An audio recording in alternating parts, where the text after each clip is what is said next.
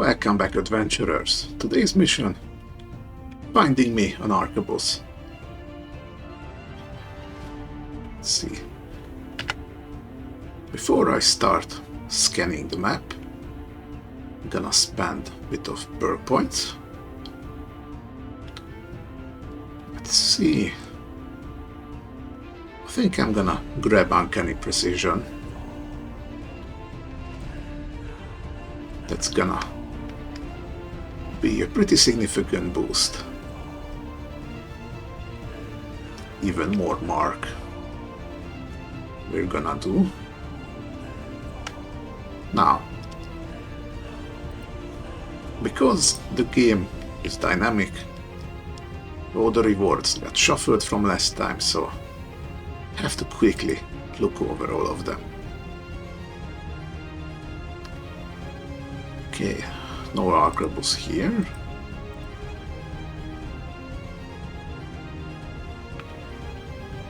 Or here.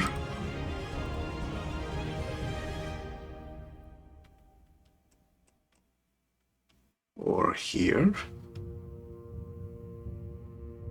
But I wouldn't mind taking one stone armor.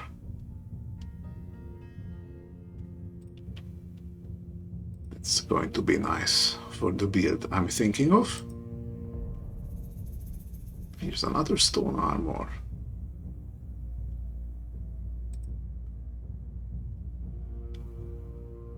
So I'm definitely going through here, but no arquebus. What do we have over here?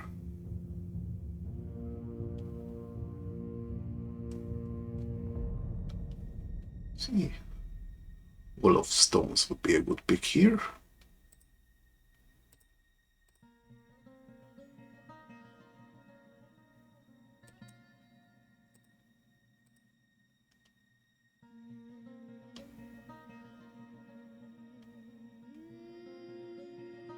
Okay, explosive mixture is pretty powerful, but really high level.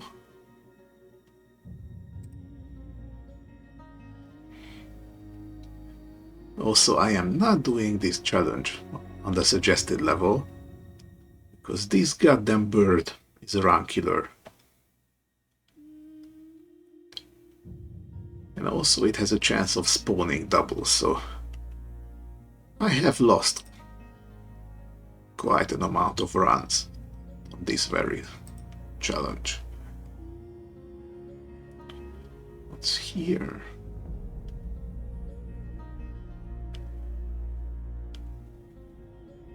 These are not really for me.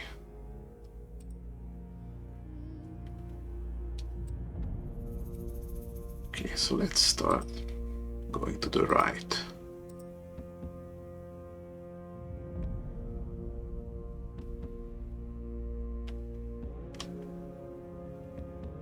I could pick up an alchemy kit.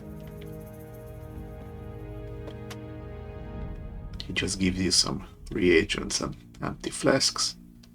Once I get a few more levels in alchemy, I can make my own potions. Let's see.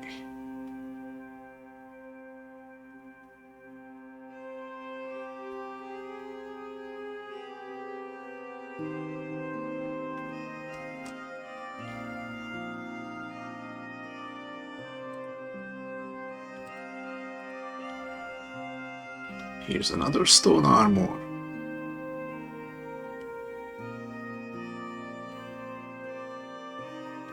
I could also pick up a masterwork potion belt. That's gonna be a straight upgrade from the regular one I have right now.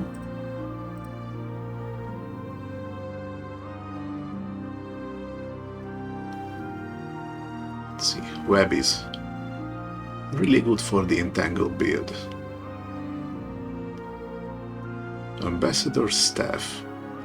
I've never seen this one before.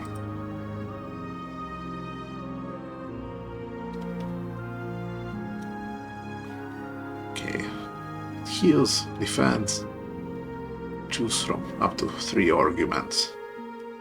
I don't remember what the argument cards are, but I think I have one in my deck. Gonna check in a moment.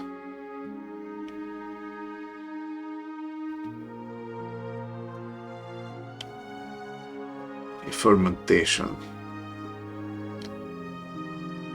would be a pretty funny pick.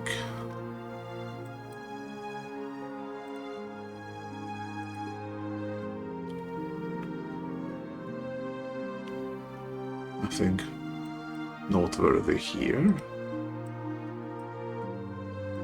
Let's move down here.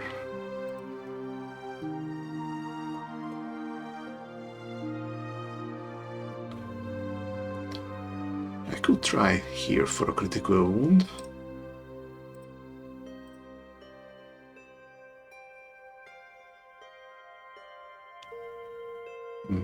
Nope.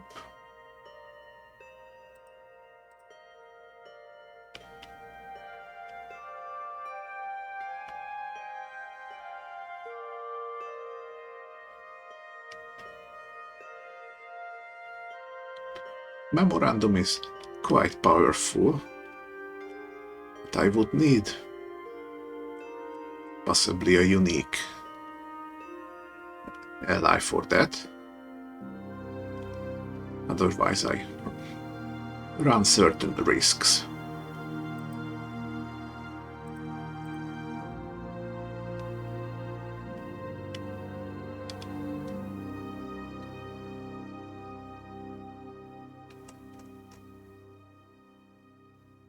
Nothing I need right now. Oh, look at this. Here's my weapon.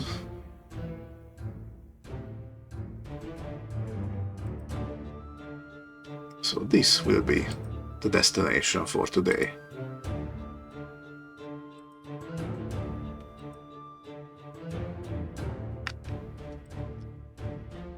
Alright. Now that I know where I'm going,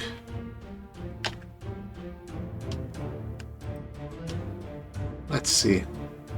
Just once more, I want to grab anything along the way.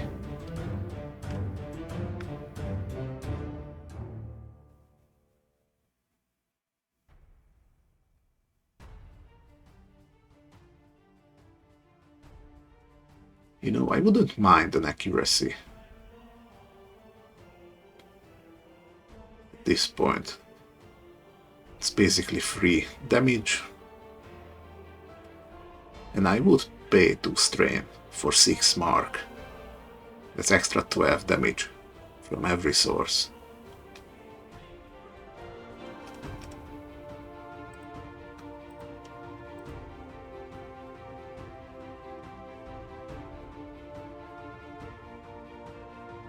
And here's a Masterwork Potion belt.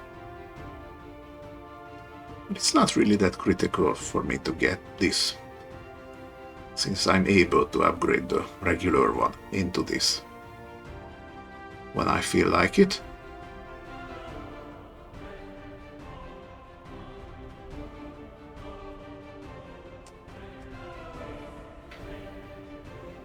Again, these can all wait for later consideration.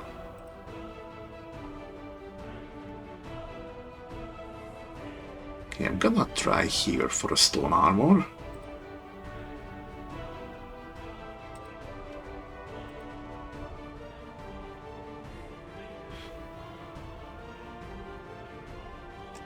And if I don't get it there, I'm probably going here. For another chance, then maybe a druid staff.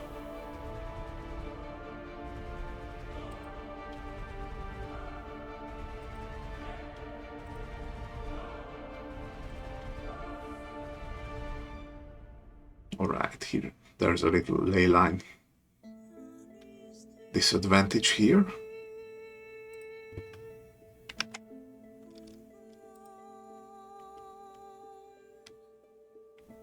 But I can probably work with this. If not, I'm just gonna go back to the bow and do it that way.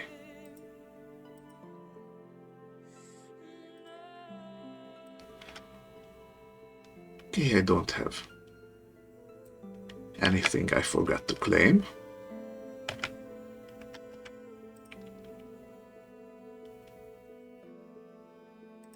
Let's scout here first.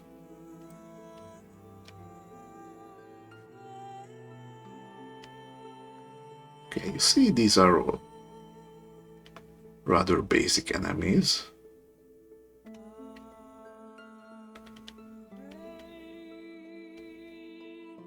There's a bunch of aquatic ones. Since it's close to the coast. And there's water affinity here.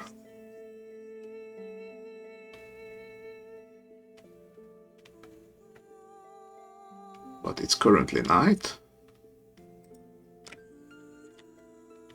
And I don't feel like running the chance of an ambush, so don't need any of you, so let's just wait here until it's morning.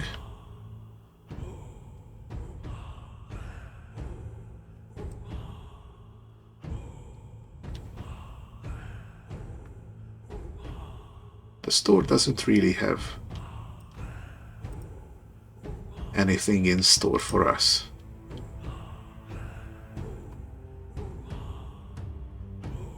Could get a druid stuff for 0 effort.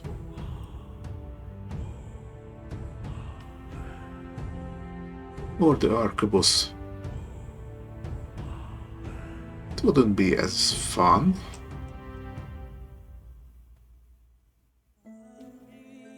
But I really want it. You know what? Boom, here we go.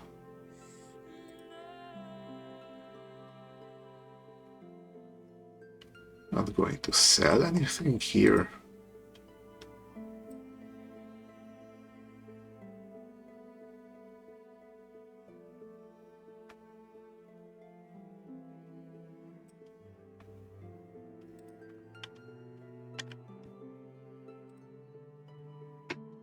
And the plan itself is unchanging, so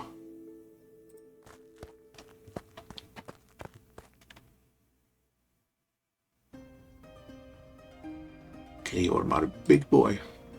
You're going back here.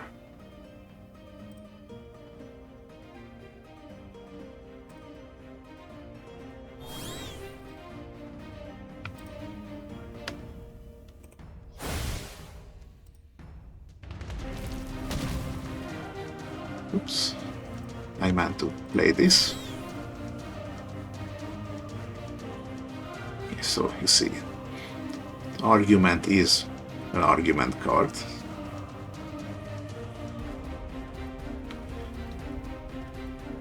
For the diplomat staff that we saw.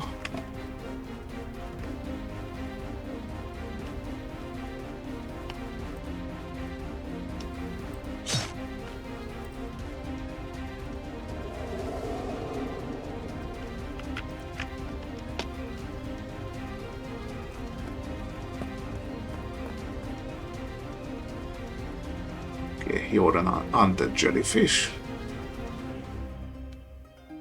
You're gonna get flying. So that will be annoying. You're doing a festering bite. The cool bite. Don't like either of those. Let's see if I can stun both of these real quick. Okay, you resisted.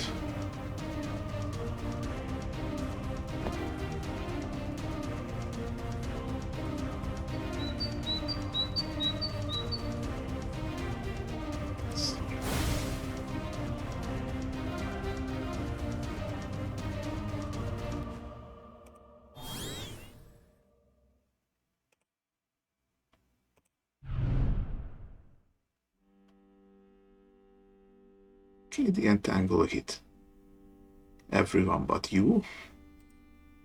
So you're gonna be primary target for now.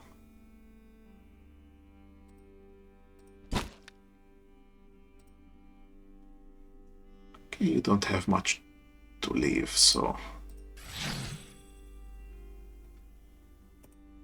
I'm gonna replace you.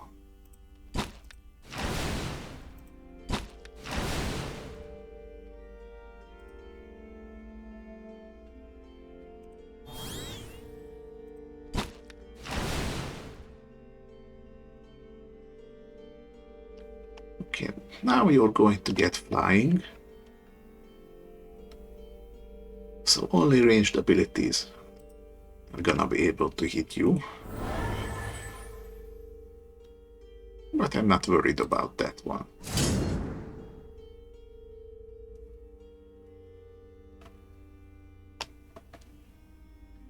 Alright, so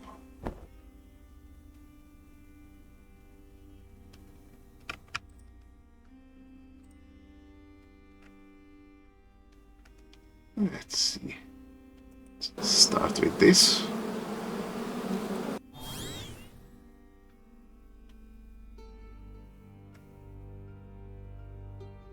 And because you're undead, you're weak to silver, so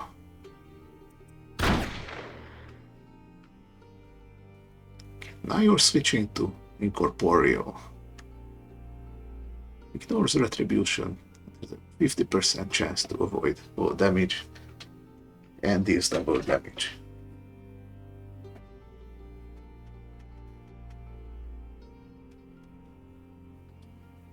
So it's basically concealment, but more powerful.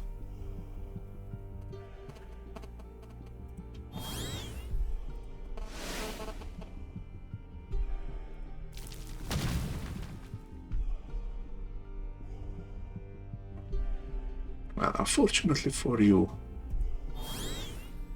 I am pretty strong.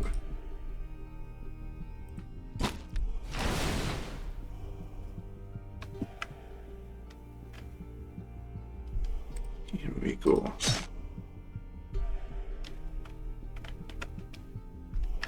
I'm gonna keep this for next turn.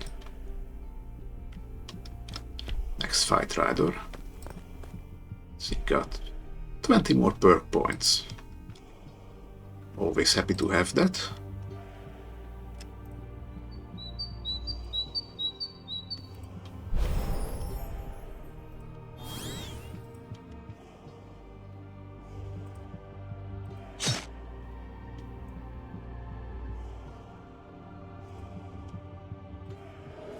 Alright. What's this? If I had 4 herbalism, it would give concealment, +4 sneak attack.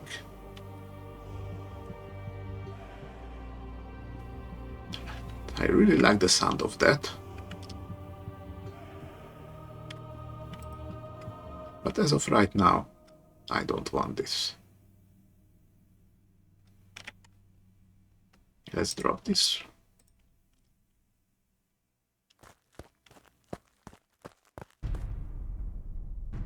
Okay, but you got a bunch of aquatic stuff here.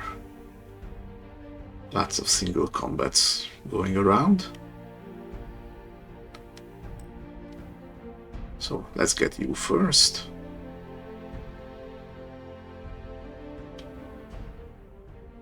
But actually,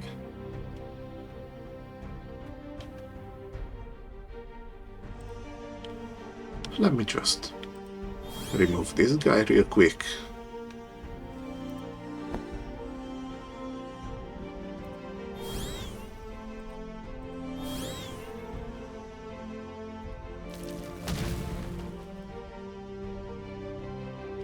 You don't resist earth.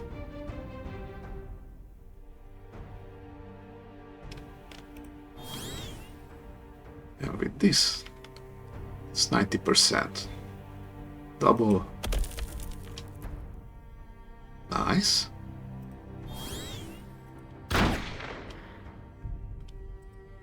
Okay, you are past tense.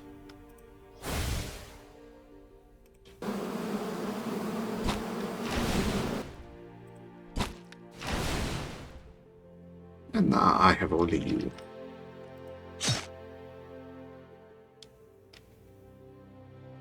Okay, I like both of these.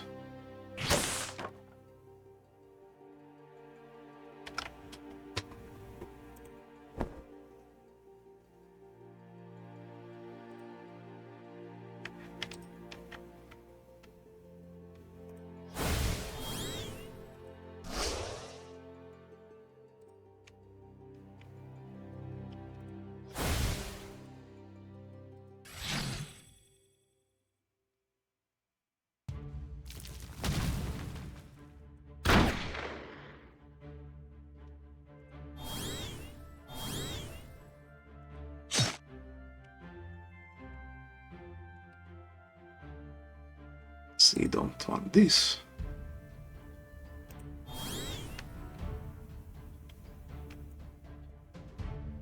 Now he's doing just 1 damage. So I can just safely get rid of him.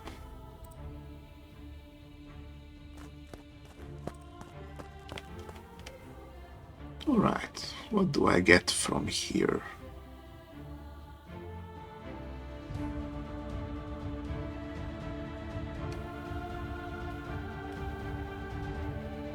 I feel like Acknowledge would be a good card if it didn't cost so much for me right now. But Thread of Earth,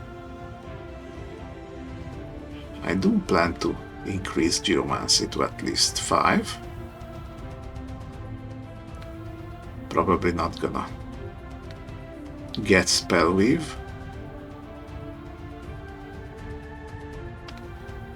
So this would be a purely defensive card, making a random. You know, you never know, but you need to go all out on defense.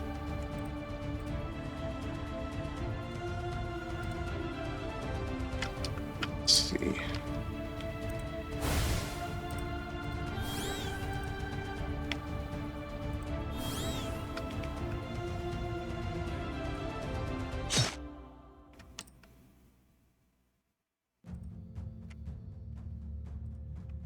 Okay.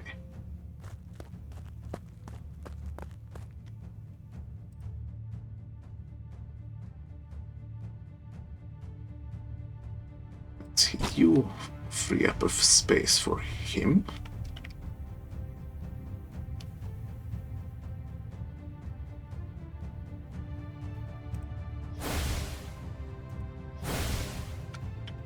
First, let's get a little bit of draw out of it.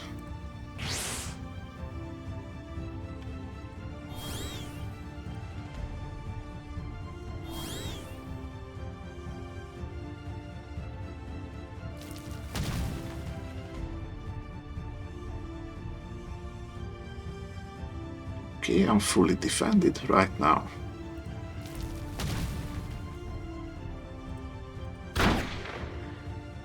And you're done.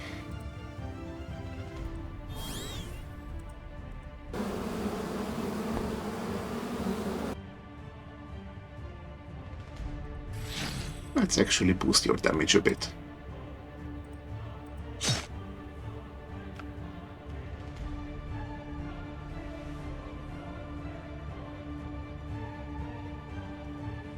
All right.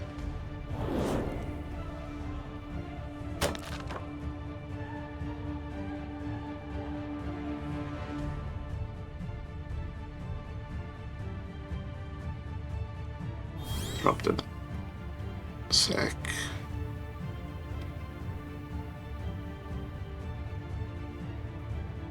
I'm actually gonna take a bad pouch here, just to show you. With this item in particular,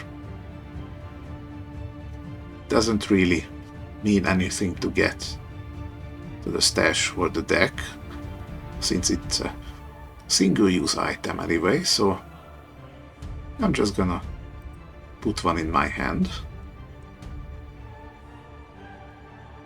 and I'm gonna use it. It's gonna show up right here. See, got 60 money out of it. That's not bad.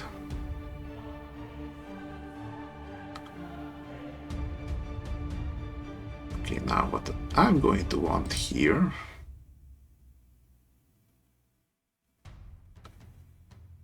is move this guy to the front since he's already buffed a little. He's new, so he can go. I got you unprotected, so you're not leaving. Now I'm going to use this. It says control enemy 12. So I'm gonna use it on this guy because he has 12 strength.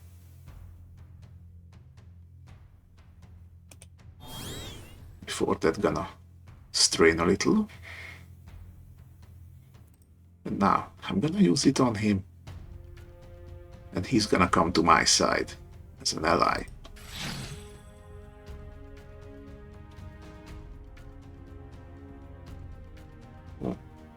And as you can see, they retain their attack element. And every enemy that you convert with this control ability gains this usable skill where they sacrifice a bit of health and 1 turn of lifetime to give you defense and retribution. How much they give is gonna depend on their level.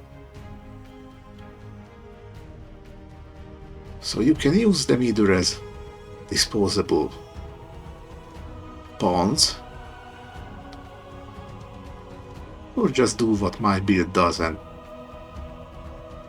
keep giving them extra lifetime.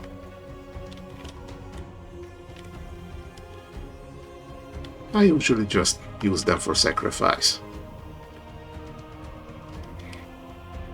But you can do however you want.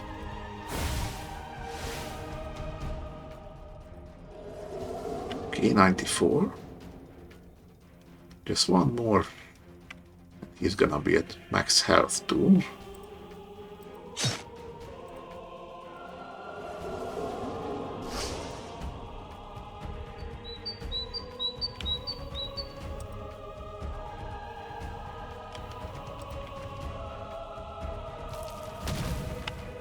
Very nice. Let's see. An ornate satchel with intricate designs lies forlornly on the path, looking as if it was left behind in haste. The satchel intrigues with its design. Okay, is the owner around? You crouch and survey the ground for any signs. Vague footprints seem to lead towards the shadowed eastern thickets.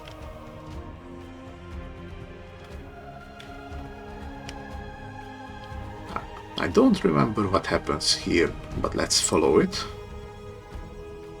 The tracks guide you to wanderers camped under the stars. As you approach, a figure detaches from the group, stepping towards you with a friendly gait. "Hello there, traveler," the man says, his voice rich and welcoming. His eyes crinkle in a genuine smile as he extends a hand in greeting. "Join us. We've room by the fire and stories aplenty." Alright, got some XP. And it turned into midnight, so I'm gonna sit down by the fire, and that got us all the benefits of a full night's rest, plus extra perk points. Gratefully you accept, seating yourself beside a young woman with hair as dark as the night and eyes that glitter with curiosity. She introduces herself, and soon tales flow freely, each wanderer sharing stories of adventures past, dreams of journeys yet to come, and the lessons learned along the way. As the night deepens, so do the bonds being formed around the fire.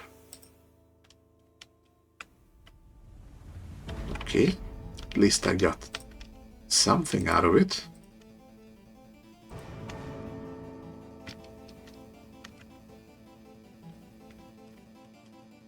Now it's night. And knowing my luck, one of these is gonna be an ambush. But let's see.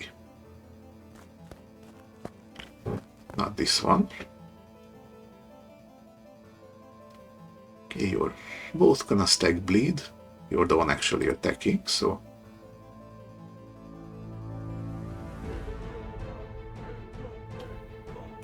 Let's see.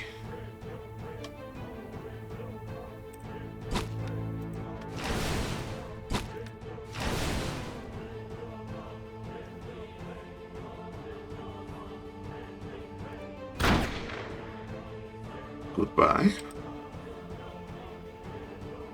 Gonna hit you because you're a little stronger.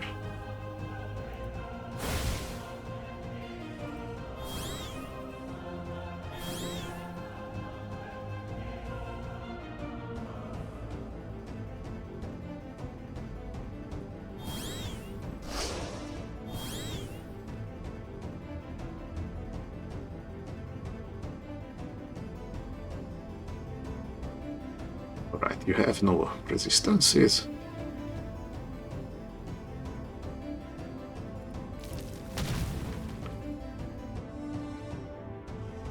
Let's just hit you for a tiny bit of damage.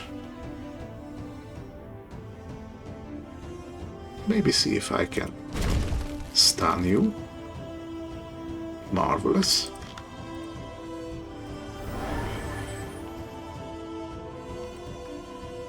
All right.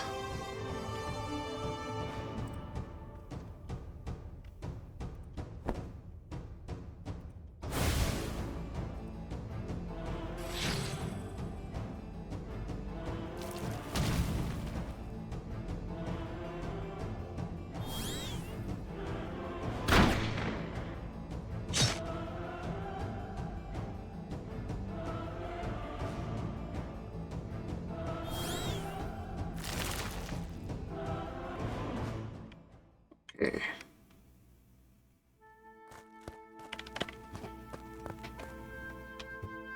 Oh wow, didn't get ambushed. That's a record.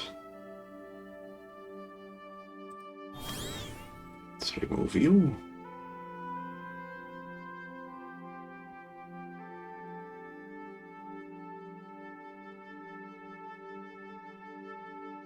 Let's see. Order matters here. Let's start the train here. I'm gonna use the defend herb. Then go with strain again. Let's keep you maxed. Then gonna damage plus double. And weaken and vulnerable.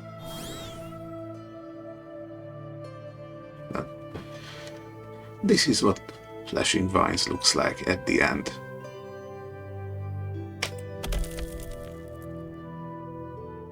Beautiful.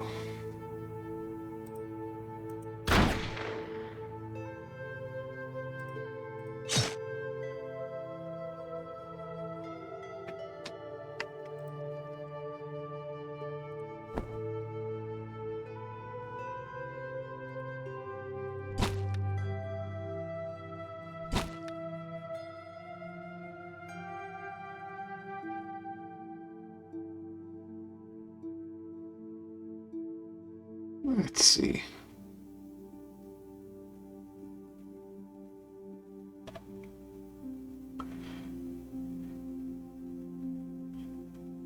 Invigorate might become useful when I get an ally that I would want to use more than once a turn, but not at the moment.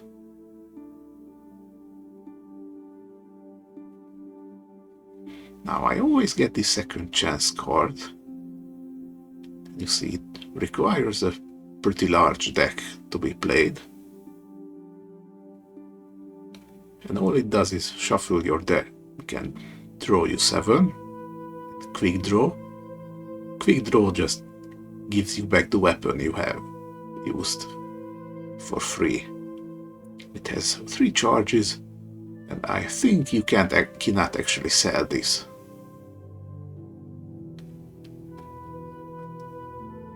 And I have never played deck this large, so for me, there's not much use for this card. Let's see, potent reagent. Gains another craft. When maxed. The resolve is good. And the strain. Let's just keep it in the collection. In case we ever need it.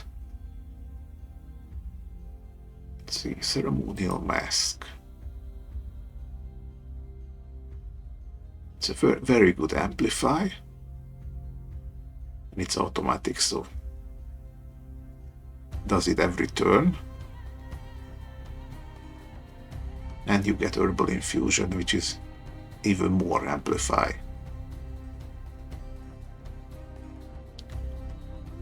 The problem is this occupies the same slot as my alchemist belt. I'm kind of depending on that one, at least for the time being.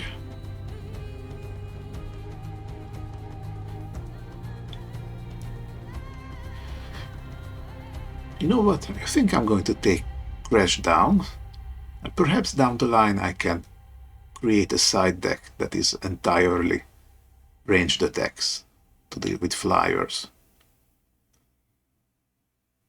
Or counter-attackers. Yeah, that sounds good.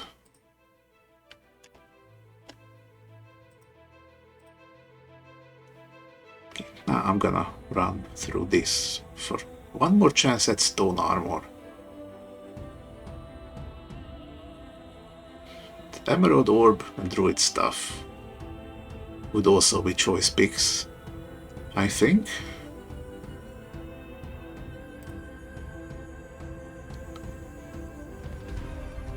Okay, what's in here? Got a couple of demons. And undead.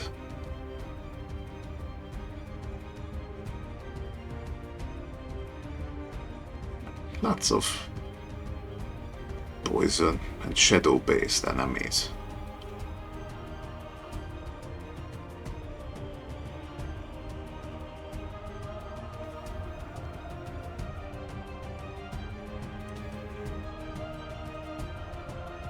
Well, it's still within level range, so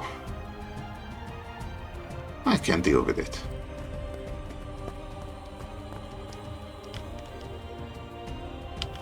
However, I think I'm gonna switch back to the bow, at least for now. And as you can see, even though I switch loadouts, I still have these cards in my hand. So only on this turn I can use them. But if I hit next turn, they're gonna be removed. The next turn I'm getting the updated loadout.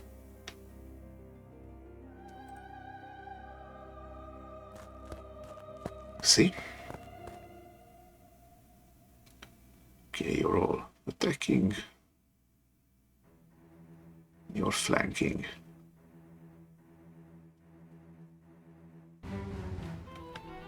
Okay, which one to get first?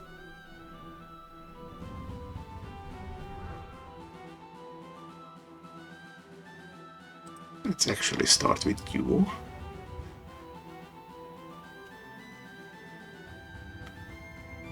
The question is, which way?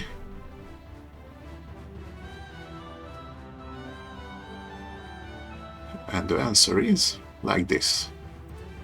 Gonna start with damage. Then the strain train.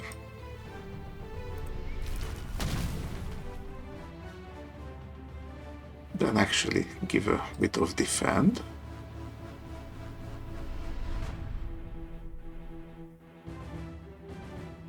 and draw again, just to see if I get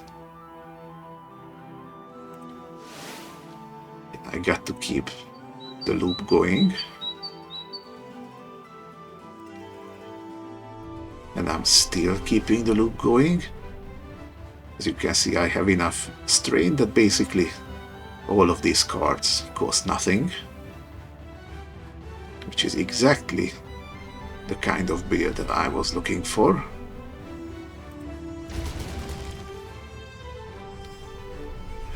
Now I feel well defended. And after all that, I can just shoot the bow once.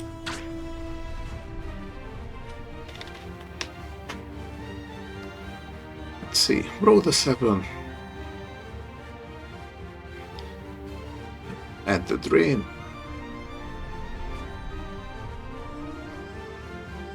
Plus the damage up.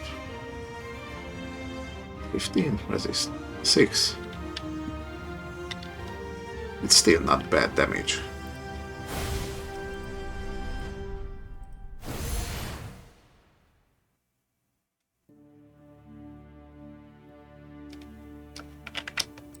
Alright.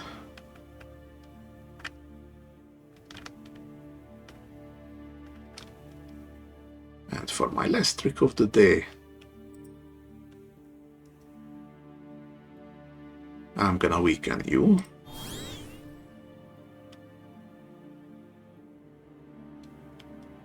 And see if I can stun you. Okay, now he's gonna hit first. We're gonna take 38 retribution damage.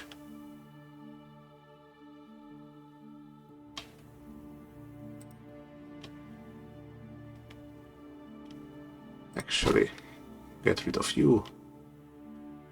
You're gonna get healed up anyway.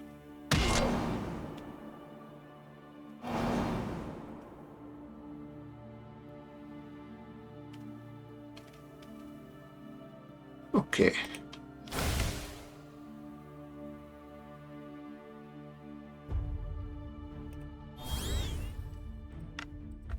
Same dance, strain train. Tiny bit of defend. It looks like I'm not gonna need it, but once I kill him, they might update their intents.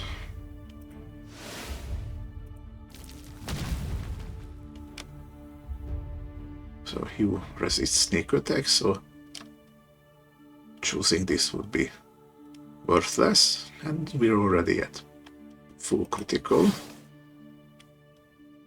And I dealt exact damage. And none of you are changing your intent.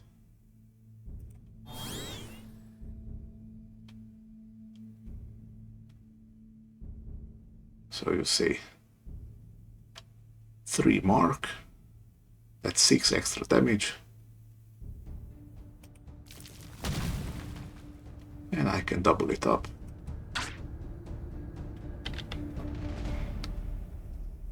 It's a stupid high damage attack.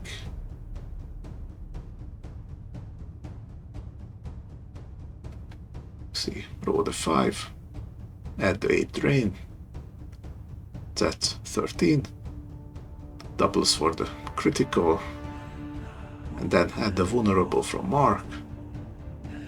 That's 32. So even with the high pierce resist, we really chunked them.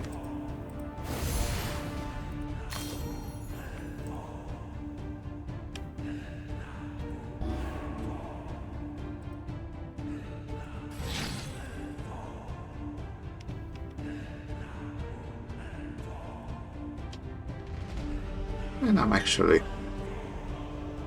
gonna try to hit this one.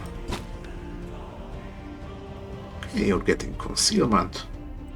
I can deal with that.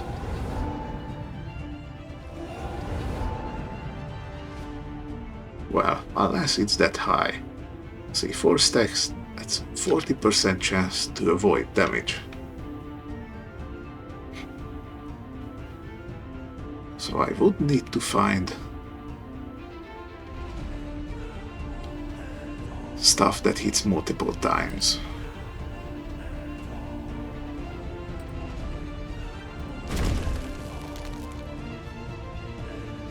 Okay, you're staying for the turn.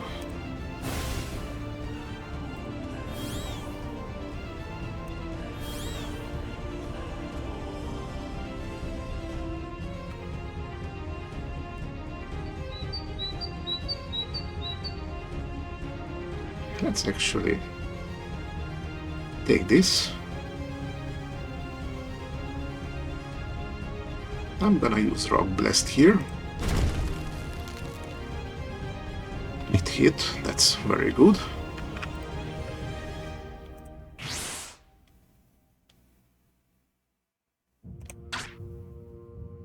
Okay, it dodged.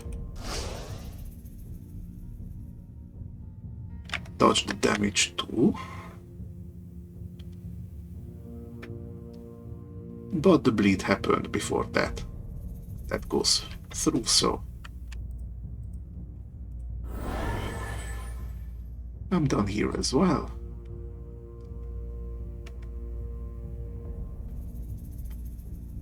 And I have 42 resolve now. So the next time I'm gonna get resisted with the debuff. It's gonna give them 42 fracture. So if I go for weaken or bleed, and they resist it, that's basically a guaranteed stun right here.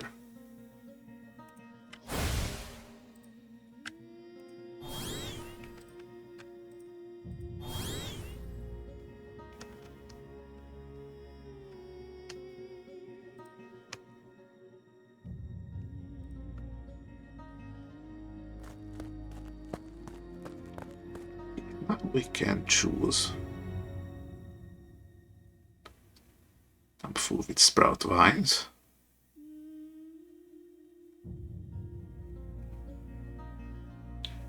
More snake is nice, but again, I don't think I'm gonna go with animal allies. Now debate gives draw, vulnerable and stun.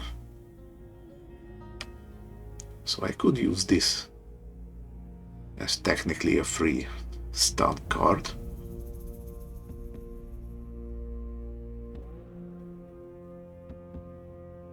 But I might not need more stuns, at least now. Illusory parapet. I would need to be stealthy to gain anything good from it. You see, at its base level it just gives 5% concealment, which is nothing. So I would need stealth at least for the sneak attack. So the way things are, I will never pick this. So out of all of these, I think I'm just gonna take debate.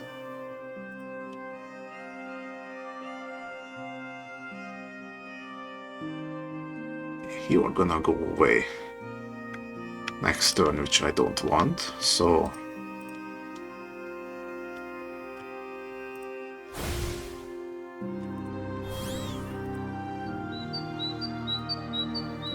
I'm gonna do it like this.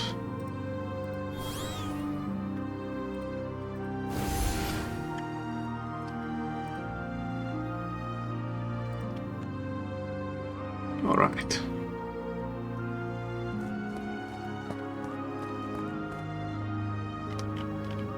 A bunch of attacks incoming, but Lock Trap is more annoying, so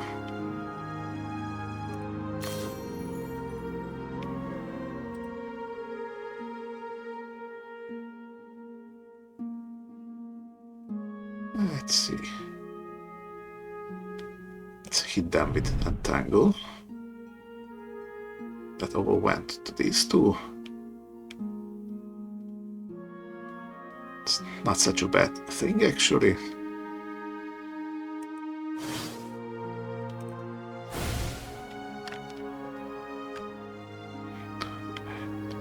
I'm just using the ledger to gain some money,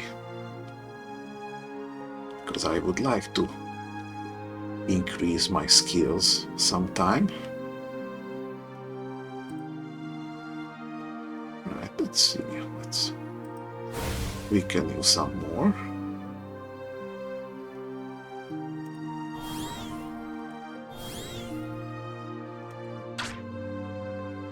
And there he goes. Let's actually remove the strongest one here.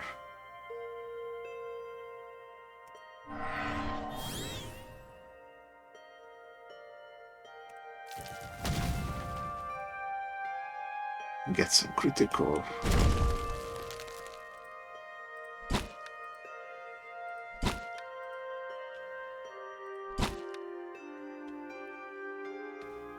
And we're good.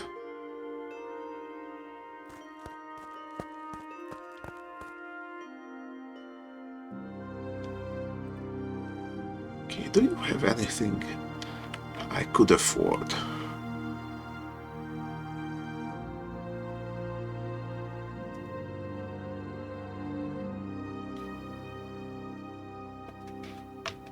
No, not really. Well, it was nice meeting you all the same. Let's see.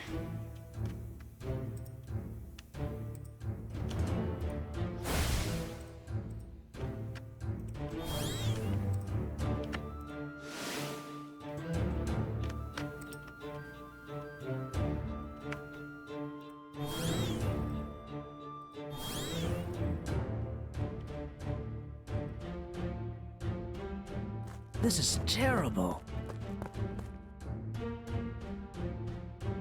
Why exactly is it terrible?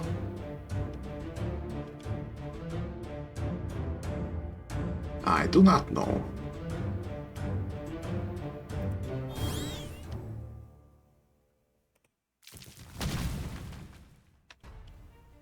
Okay, you're gonna hit me with a feeble mind. You're gonna infiltrate. It's concealment, poison, and attack. And I think that attack will immediately benefit from concealment, so it's gonna do double damage.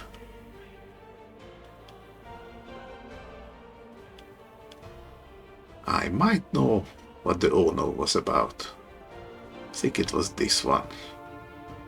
Because you were just a generic guard.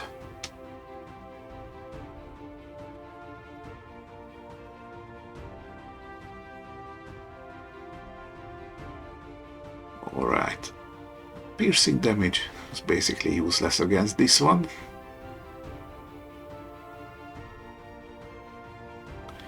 Now, how do I get out of this?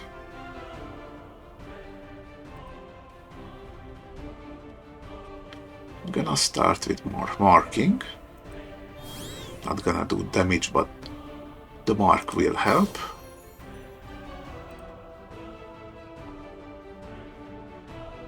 Alright.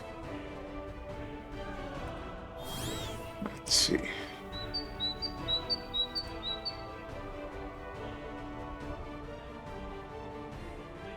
Let's put this on.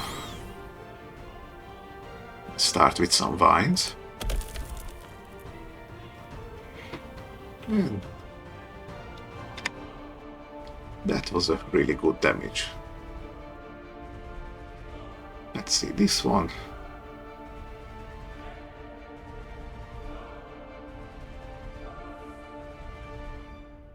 Was hit for 22. No critical here.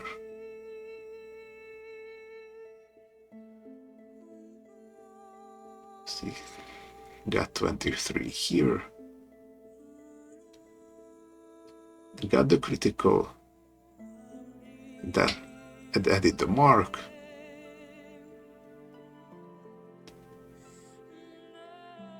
So that was the earth damage. Plus the intense.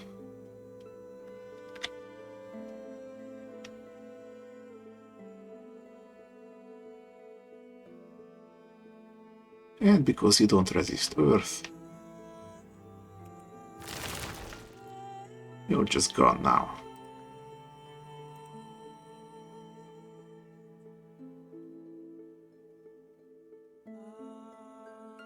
Okay, I have an entangle synergy here.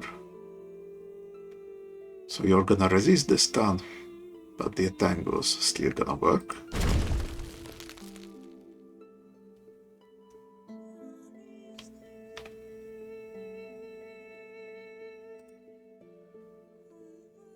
I'm actually gonna sacrifice my boy here for a bit of extra damage.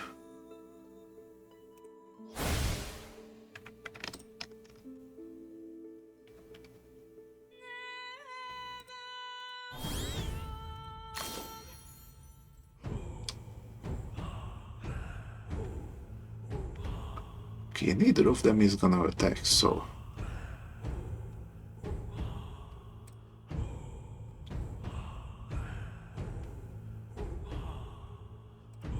I'm gonna keep you going for a little while longer.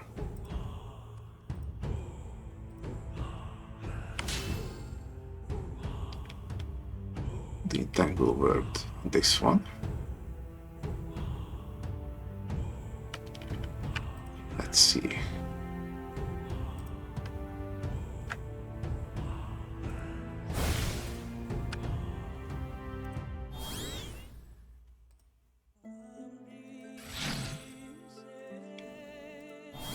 I want to keep these in top shape. Let's use you to troll some. Okay, don't want either of these.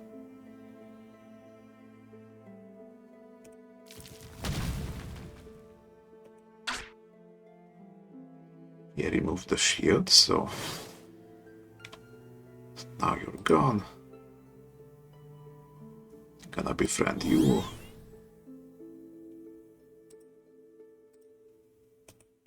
Let's summon a new boy.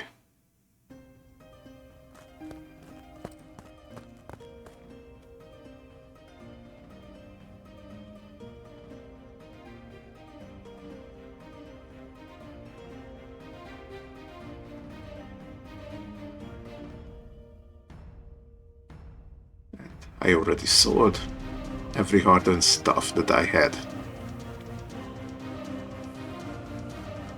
It's not really useful. It's just too little what it gives, even though it has 0 cost. I'm gonna find much better cards later on. Now I could get a 3rd stone spikes and just make this as my main source of damage.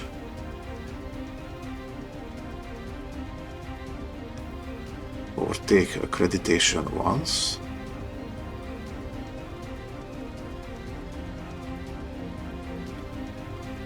But again, this doesn't do enough, in my opinion.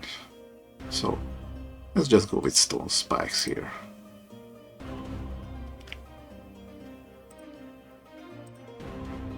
Let's see.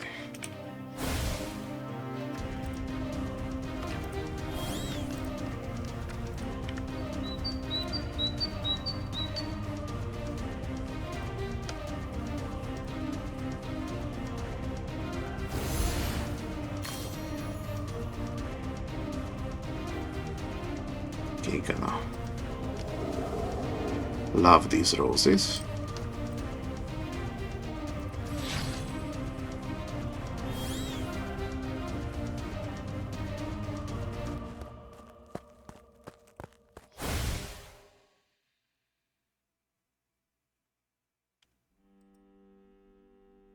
Alright, you're next, I think.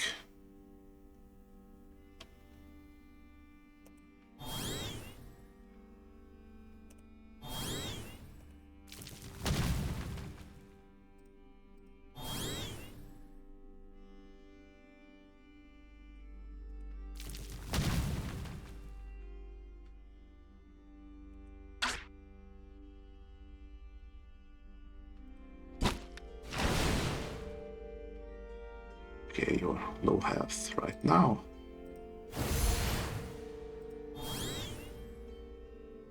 Just gonna make sure he's always at his best. Okay, now away with you.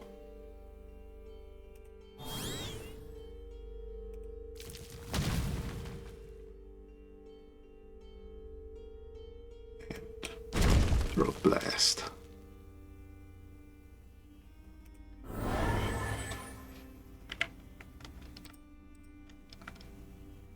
I'm a little greedy, so let's do a flashing vine stop. So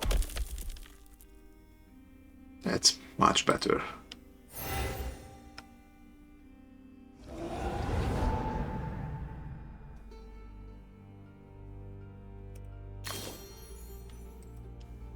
Okay, another rose. Very nice, very nice.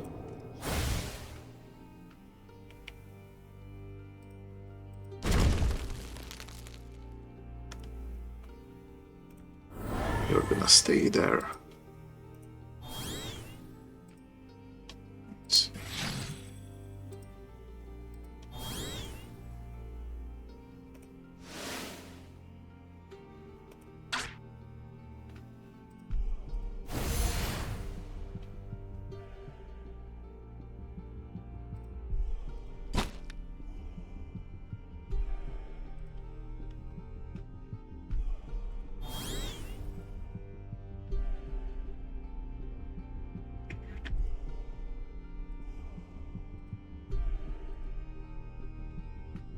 And let's see if I can finish him off.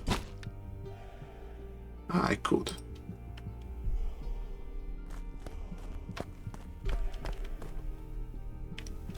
Okay, got a necromancer here. Assassin. Abomination. Skeleton. Now I'm gonna start hitting this one very aggressively because I really don't like instill fear. See, it's a melody. It's recurring, so it's gonna cast itself every turn. It's gonna give me fatigue and remove lifespan from my allies. And because it is recurring, it happens on the turn when I get it. I would need to use it again to make it go away. So double this. Even if I get rid of it, on that turn I would get 4 fatigue and my allies lose 4 turns of life.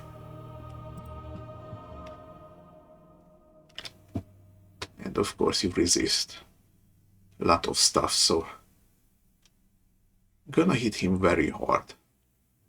I really need him gone.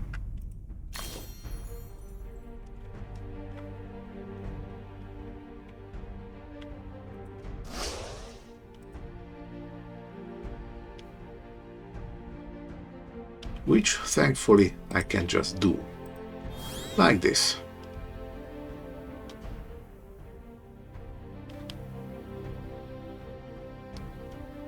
Okay, I'm not really afraid of either of these, so let's tackle the necromancer for the time being.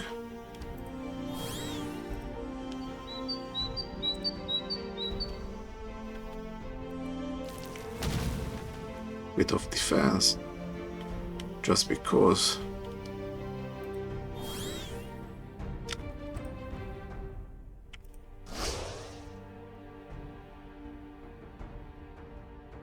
you resist bleed, unfortunately.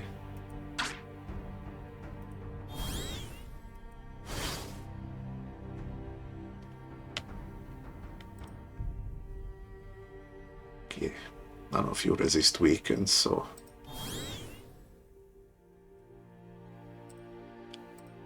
let's do it like this.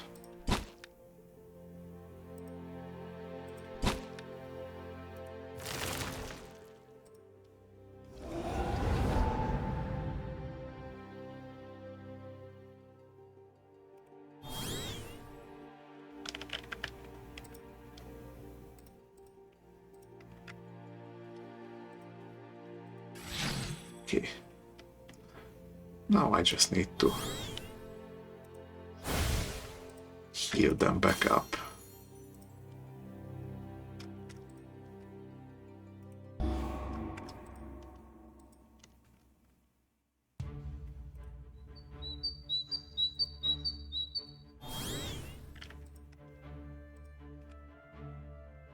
Well, no such luck here.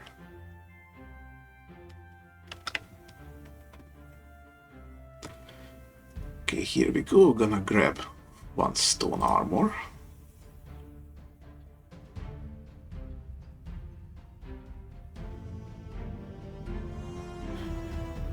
And one emerald orb. This Amplify Acid +8 will be good if I couple it with some alchemy items that imbue acid, so all damage I do on the turn is gonna be acid based. Then I would do a ton of damage. Plus it's a hefty amplify.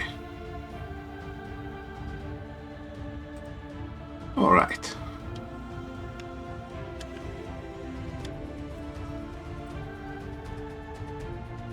I think I'm okay on this place. Let's continue the tour.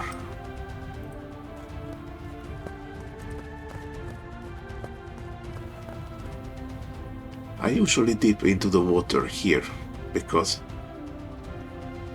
since you cannot camp on the water, every time your fatigue goes down, it just goes back to rested. So it's a little trick that you can use to avoid camping around these parts.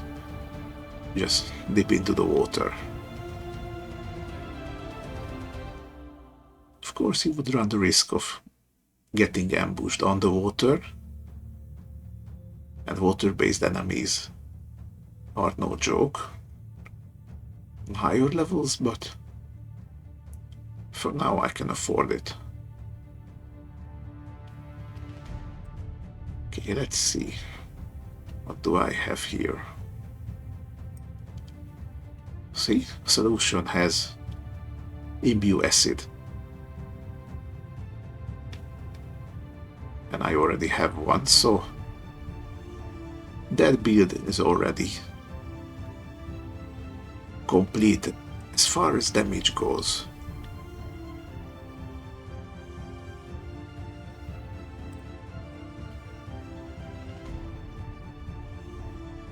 Anything else here?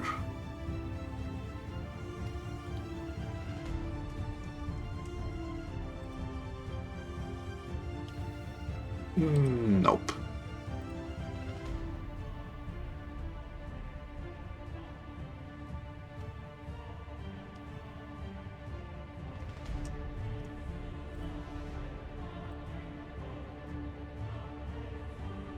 Okay, I think I'm good.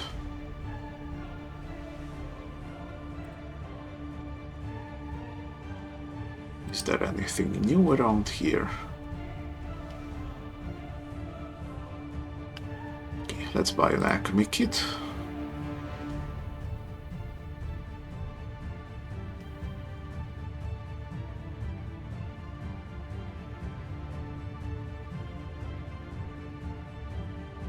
And one adrenaline potion. You can only have one of these, but it's some emergency AP restoration. You can use straight from the bag.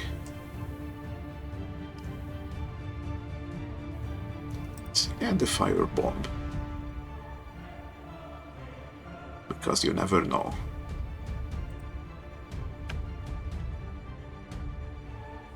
Okay, now here's the alchemy kit. I can use it from the backpack.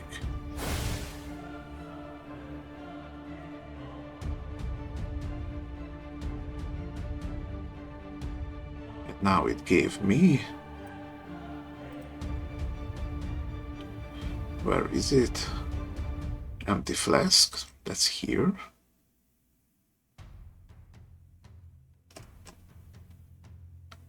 Where are the reagents?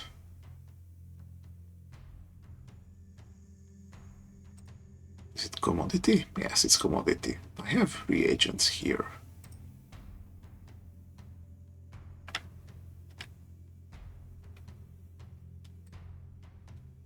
Gonna see what to do with those. But before that, I have this. Memoirs of a Hero. It's a consumable. It's gonna give 6 random cards from which to loot.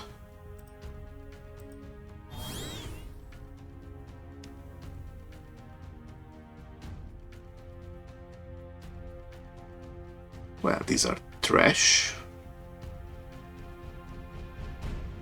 However, I don't mind another argument. Perhaps a Vivify for the Entangle build. And alright, gonna take an accreditation.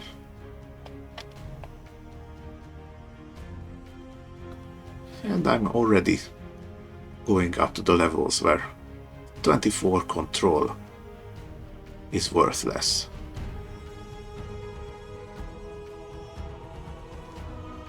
But I'm taking it for selling anyway.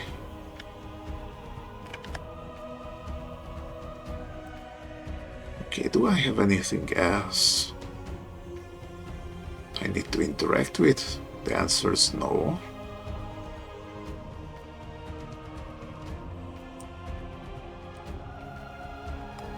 Alright, now if I click crafting here, because I have 1 level in alchemy, I can use an empty flask and a reagent to craft a bunch of different items. Or if I were so inclined, I could just condense these into an alchemy kit. So you can see this uses exactly what this gives. So really there is no real reason to transform these back and forth. Not even sure why it's here, but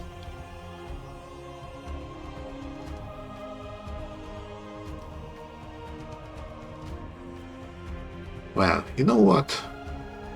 No, scratch that. I think I know why it's here. It's because these also count as cards. So if you condense these into alchemy kits, you can have 3 of these. Technically you could keep 6 reagents and 6 flasks on top of the 3 by themselves. Yeah, okay, that makes sense. Alright. So I can make a Cure Bleeding, which is just straight up better than a bandage. Cure Feeble Mind. This is a good healing.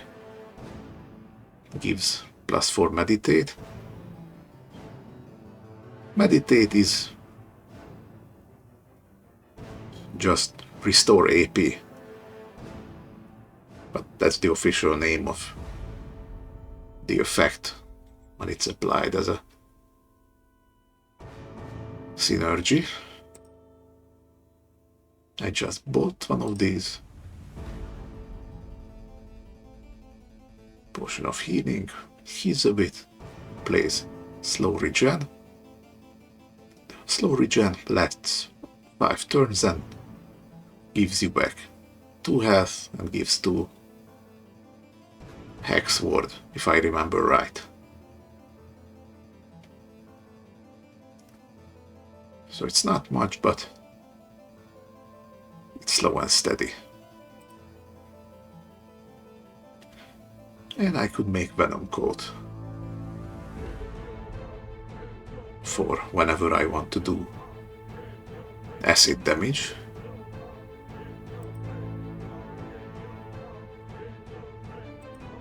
Which is different from weak poison. That's here for the cripple. So the extra weak if you don't have it in your build. See, bandage. He is 5, loses bleeding. It heals and also gives Hexward. And lasts for one more turn. Already have a bad roll. I might get into the habit of hoarding these. Just in case. But I don't usually run into trouble with the bad roll. Anyway.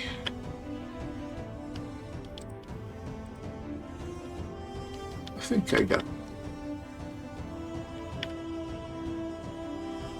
nothing from there.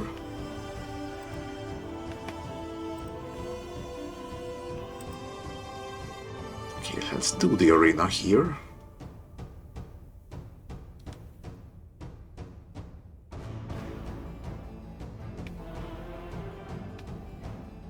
There's not really anything I might want here in particular.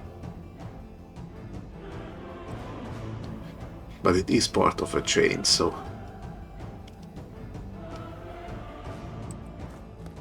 I am just gonna take it.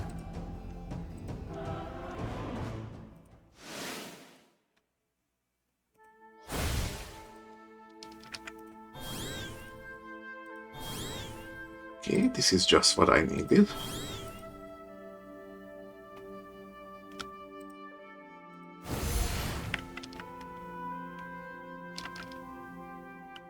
Okay, and these two are gonna be my opening for the next fight. Let's see. Damage. Multicast.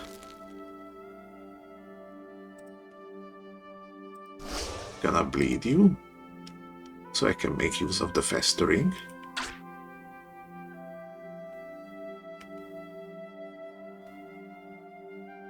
Let's see, you're gonna attack, but I don't care all that much.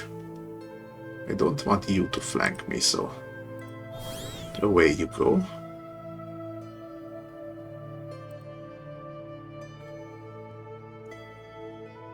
Let's gamble a bit.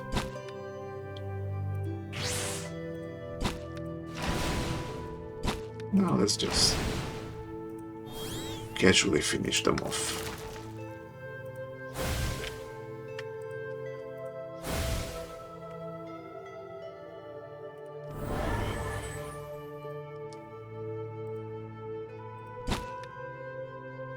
Here we go.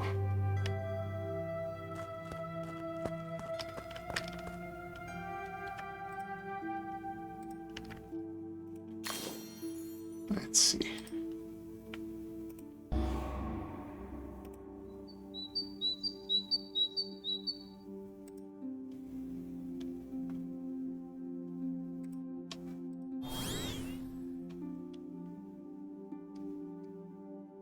Okay, this is going to be fun.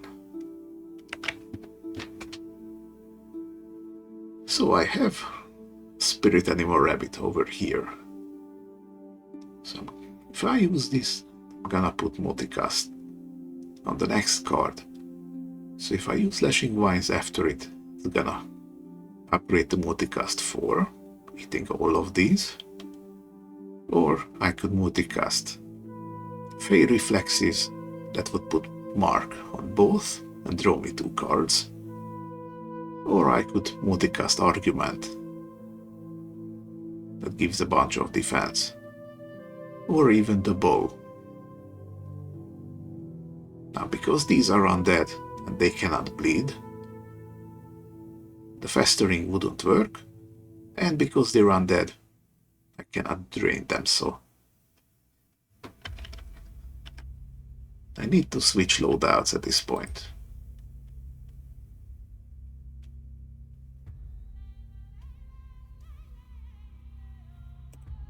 So what I'm gonna do, I'm gonna multicast Fey Reflexes.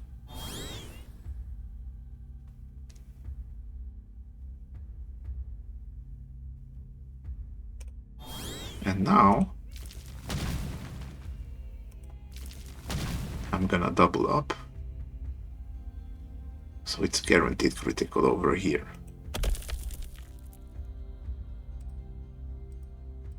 And from here,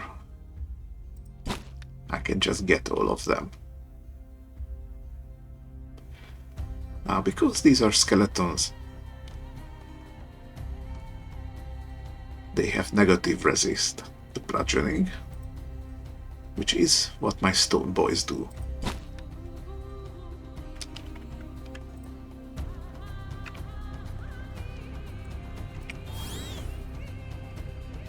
So here we are.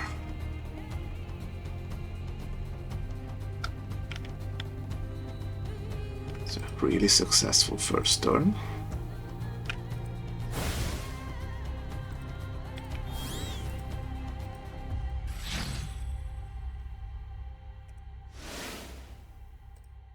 Let's see.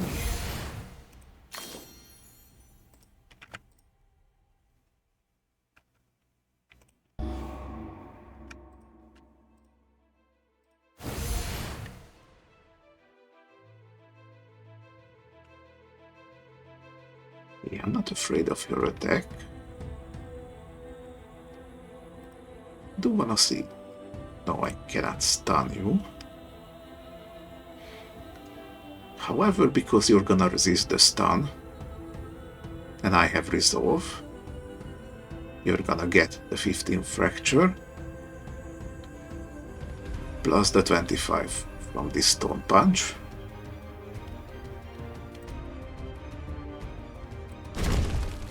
That's 40 fracture. And now you only have 70% to resist my stun. And if I had one more stun, you could see.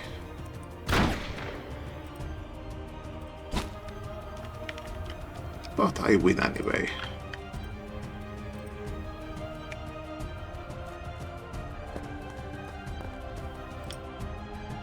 Okay, let's start with the strongest round. Okay, you got hit by weak twice, so you're not a threat anymore.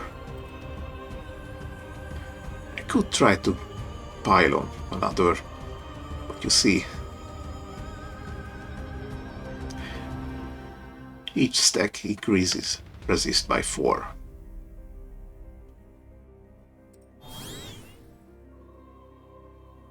So now he's basically useless.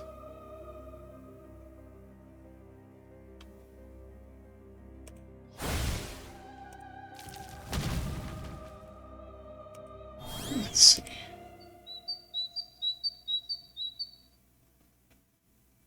Do I want this?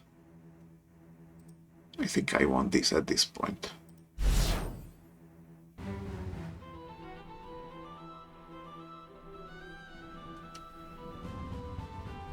I might even change your ability if and when I find something more suitable. Let's see.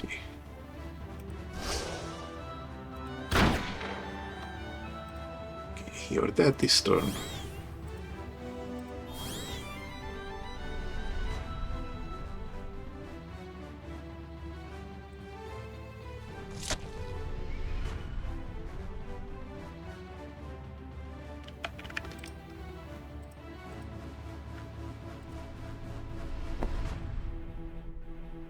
Pardon, even more weak.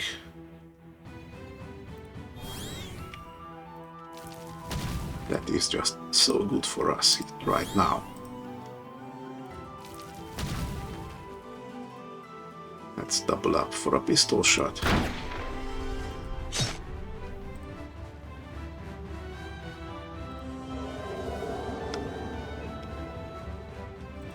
Okay.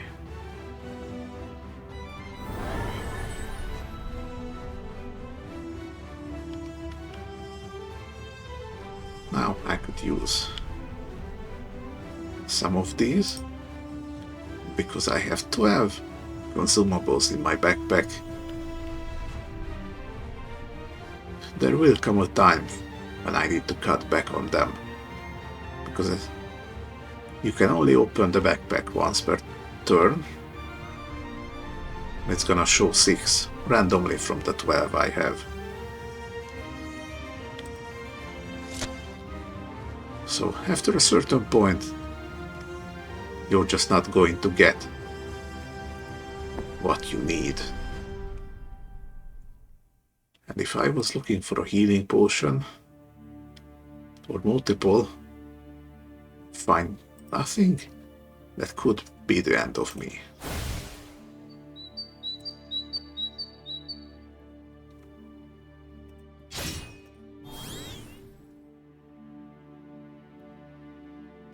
Okay, gonna keep this for the boss.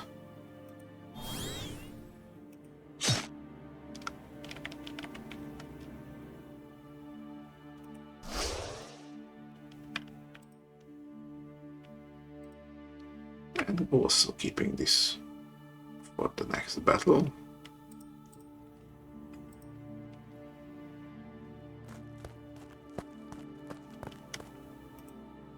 Okay, that's quite a hand. I think I can afford to use this right here.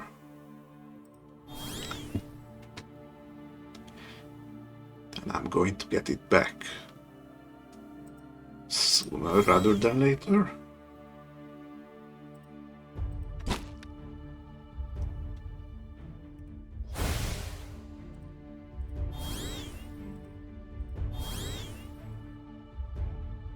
All right.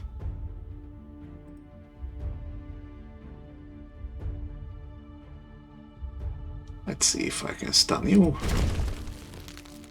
Not quite. But the second one will work. That's the beauty in Stone Punch, I realize now.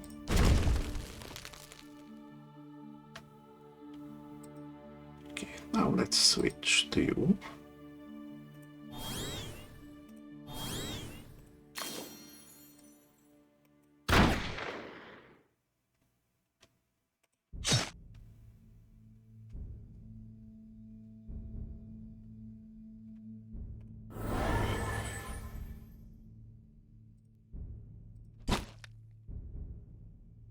Okay, you're dying this turn. It will not kill.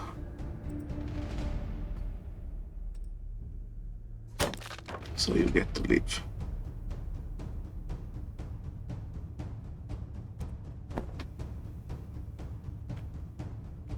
Alright, now let's see.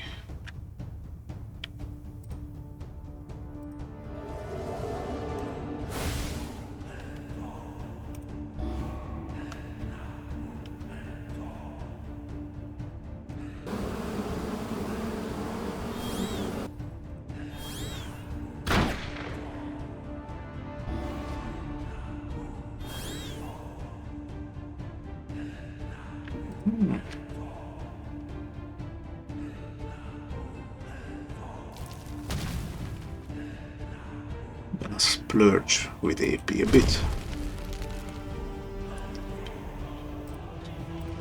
Just to guarantee that I have a killer hand right here.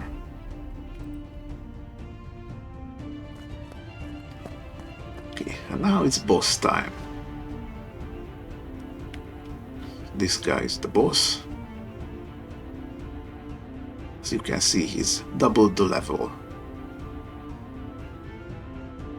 of the average for this challenge. And as a boss, he's immune to kill and drain because he's undead.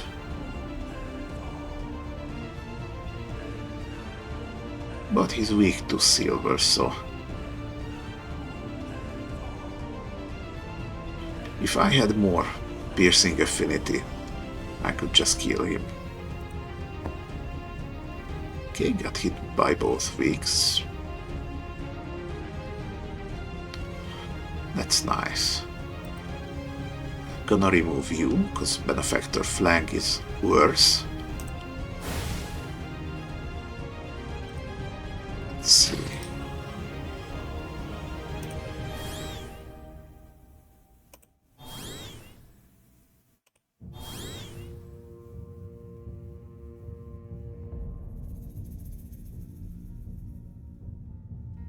Right, doesn't matter all that much here.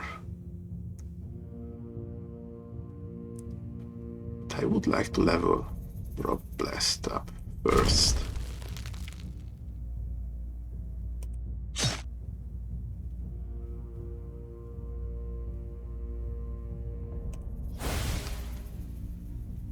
Let's see, you don't resist freeze, so...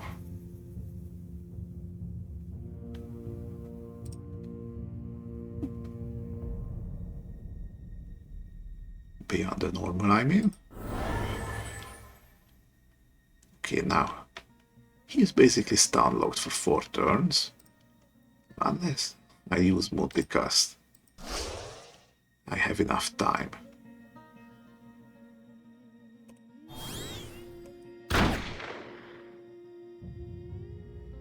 Okay, you're gonna shield now and die the next turn. You're gonna heal yourself. You would heal yourself?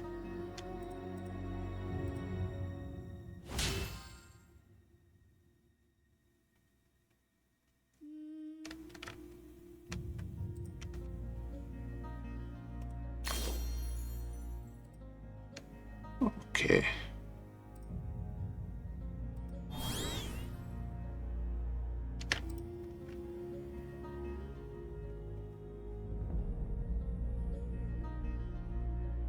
And you don't resist sneak attack either, so...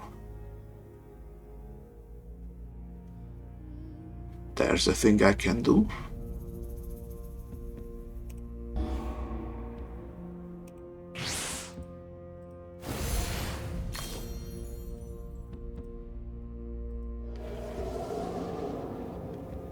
Okay, now Lead Stone Boy has reached his full potential. That is what I want to see here. Let's try to pile the weaken on him as much as we're able. Okay, you have 36 shield. I'm not gonna burn through all that, but I don't even have to. Let's see.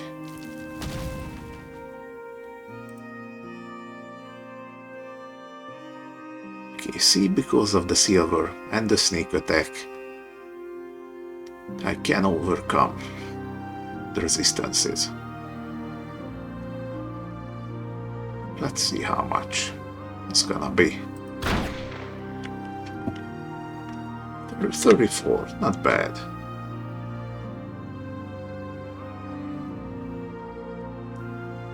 Okay, see, 5 to 11, rolled a 9, already started pretty well.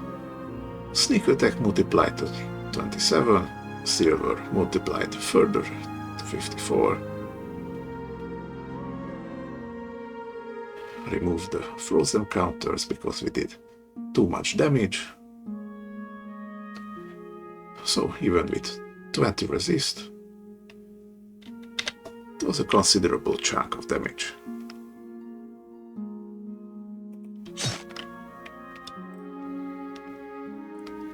None of these are worth. And you're just gonna flank.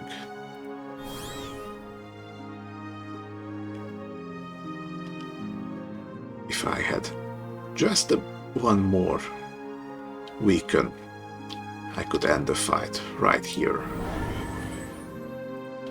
Maybe next turn. Level up.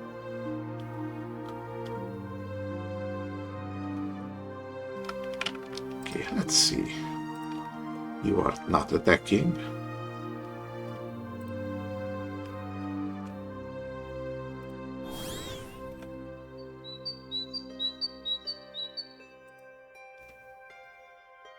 Let's see if I can hit you with cripple.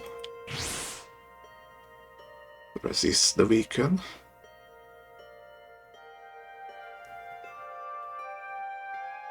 Let's try this. Okay, one of them got through. So now I can win the fight.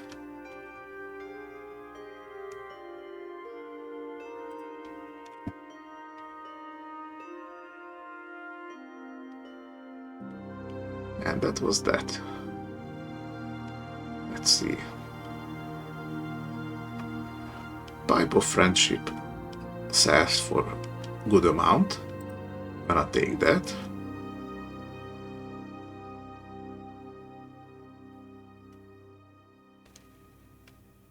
And out of these, I'm gonna take Tactful Negotiation. Even though I don't think I'm gonna use it. It's very much a pacifist card. You can see. You can only use it if the enemy has weakened. It ignores counterattack, so that is good.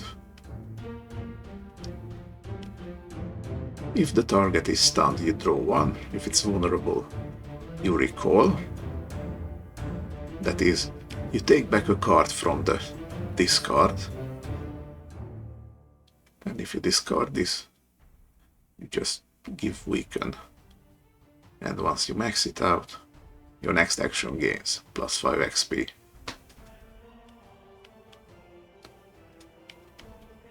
So the draw increases, which is quite nice, but you really have to set it up with weaken and stun.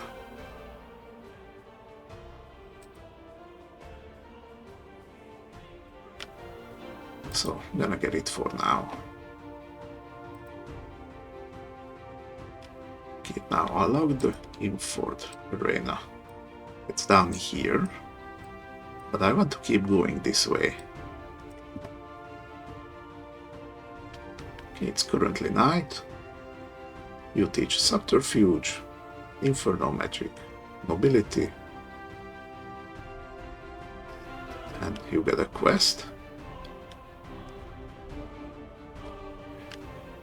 For this one you're gonna need very specific thief skills. I think Subterfuge, Intimidate, maybe Stealth. Otherwise you just do nothing with this. Okay, let's see.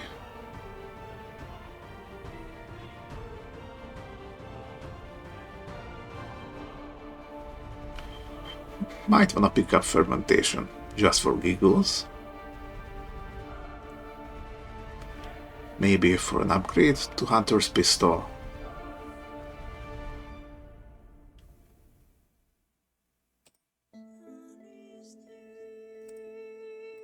Anything around here that I might consider?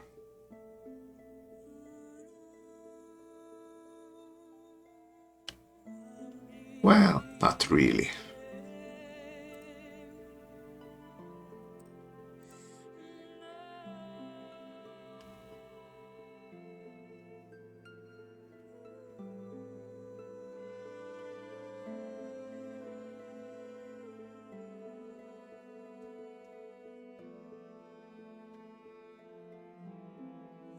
These are a bit more advanced cards here.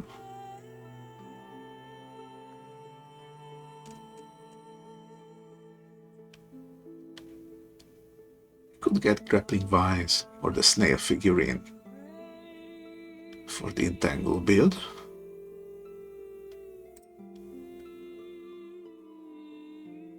But that's secondary, really.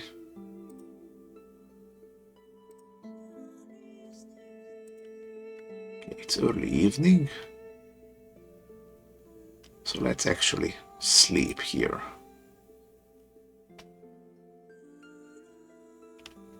Do we get anything?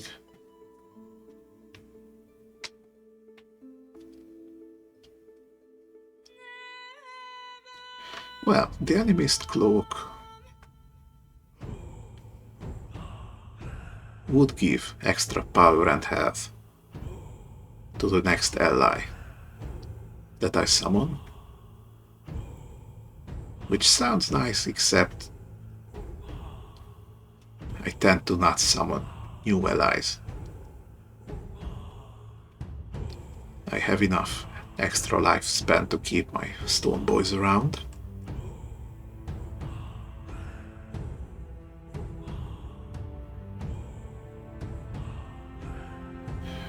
Diplomat's coat might be worth an upgrade, but not at the moment.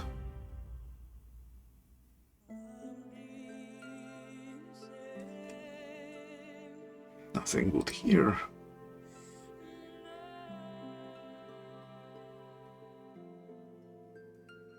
Alright, I'm actually gonna buy one linen here.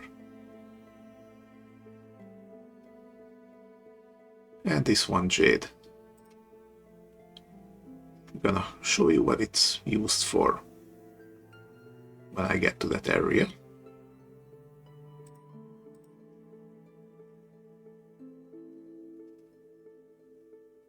Okay, anything here?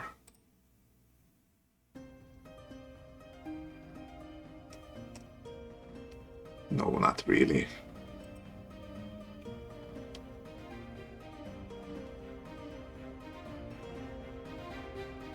Let's see.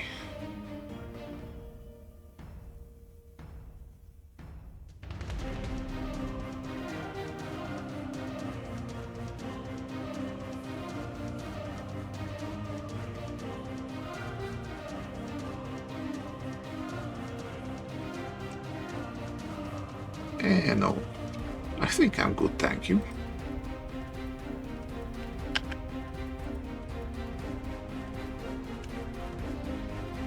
Okay, let's do this real quick. Let's see. Bunch of demons over here.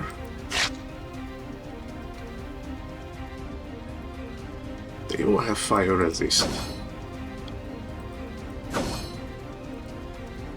And most of them resist burn and weaken.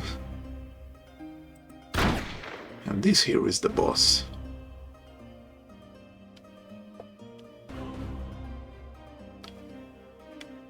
And he's not much of a threat at this point here, so let's go.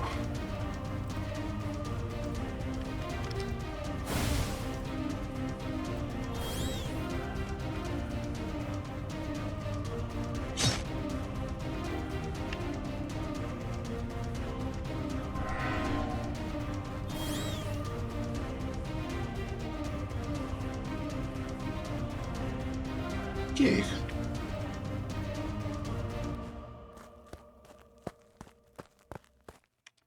Now let's see what we're working with.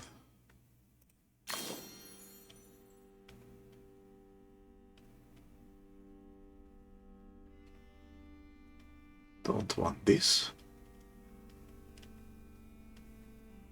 Shadow Shift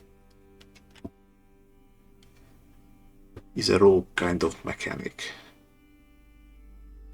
The way it works basically is if you don't have concealment already, or less than 6, this is gonna give you 6. But if you already have more concealment than this, then it's gonna remove this amount and deal the same damage with its element. So because of my cape I start every turn with 6, so this would simply remove the concealment and do 6 slashing damage. Which at this point I don't really care about. Let's see.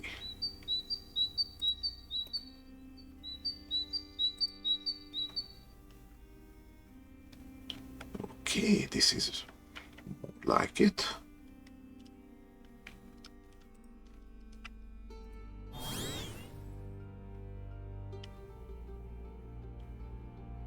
Very nice.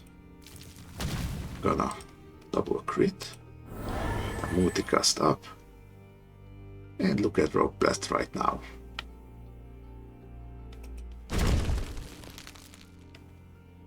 Wonderful.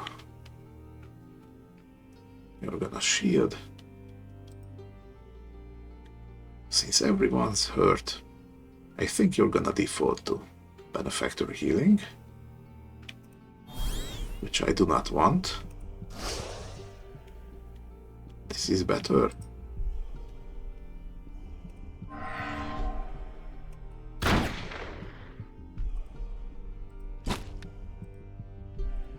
Same with you.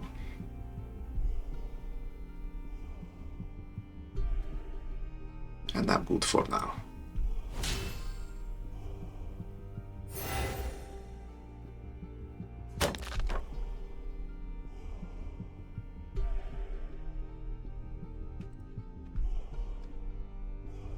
Alright, you're leaving.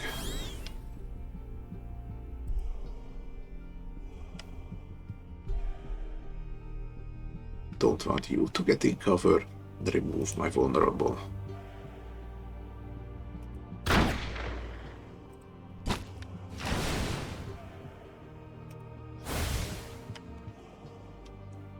Looks like this. Let's try a stun on you. Now I can safely hit you once.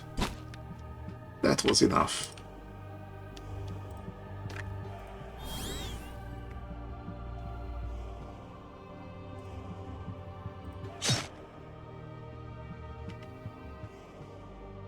Ooh, this is a good amplify card. I'm gonna keep it for now.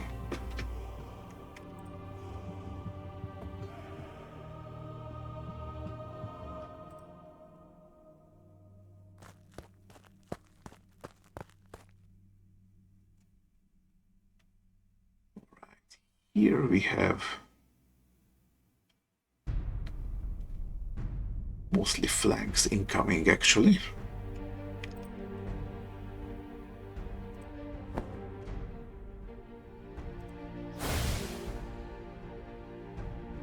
Let's see.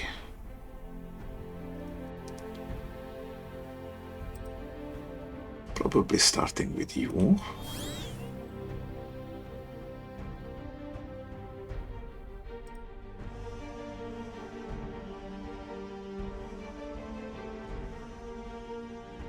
Gonna put a weaken on you.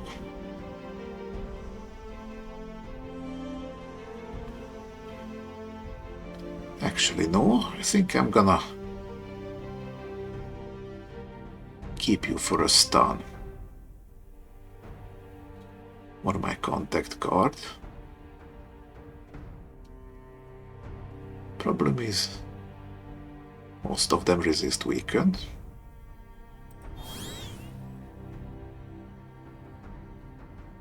Okay.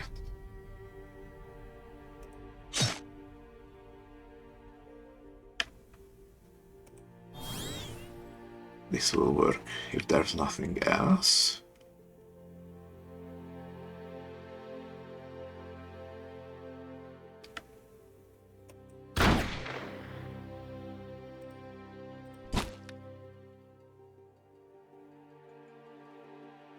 Kind of like this.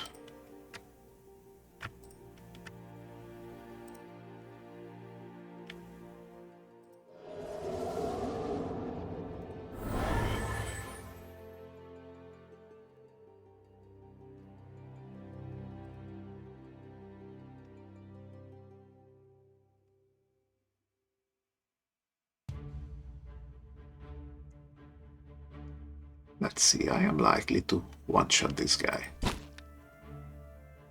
Here we go.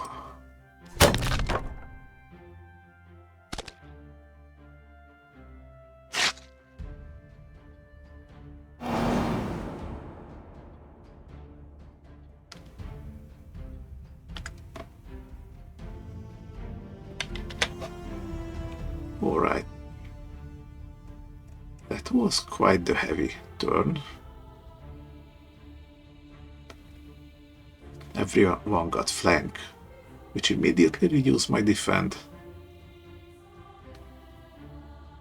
And then each one of them that actually got their turn also activated flank.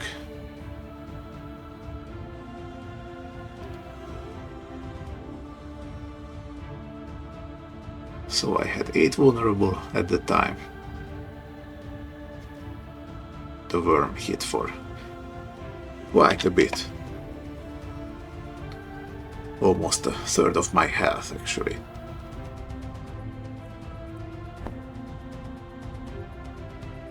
But I'm alive, and nothing bad happened. Let's see.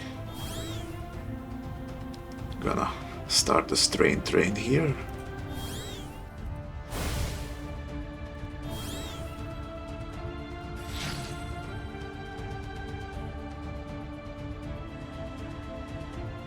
Okay, now I need to start defending here.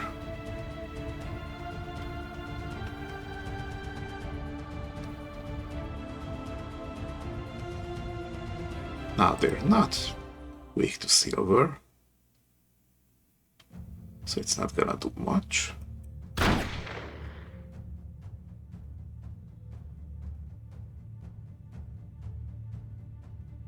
gonna heal here actually.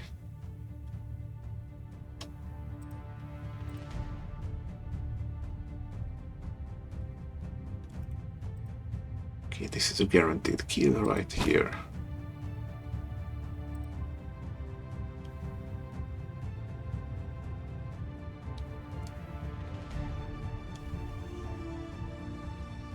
This is slightly better than 50.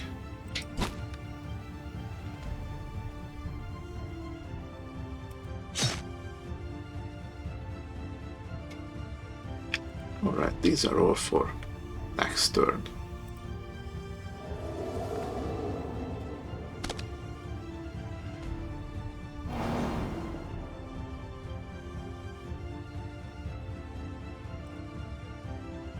Okay, here we are. Bonk.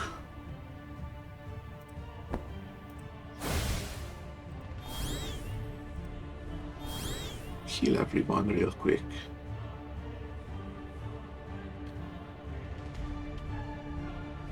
And then I can just start improving you. Because why not? Okay, tiny bit of attack incoming.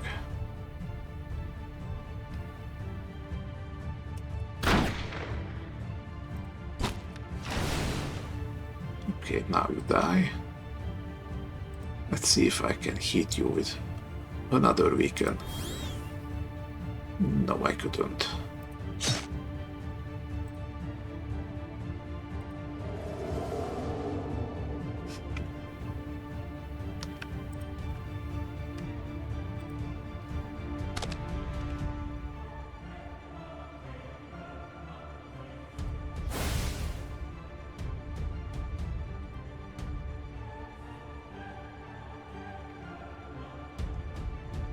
Alright, now take a look at his health. He's got 43 out of 53. And if I yoink him with control enemy, he's gonna keep whatever amount he had. So if you're trying a control build, you shouldn't damage them too much. And they also keep close to the level of power that you take them as, so try to stay as close to the limit as possible. Otherwise, even if you take them, they're not gonna be much use.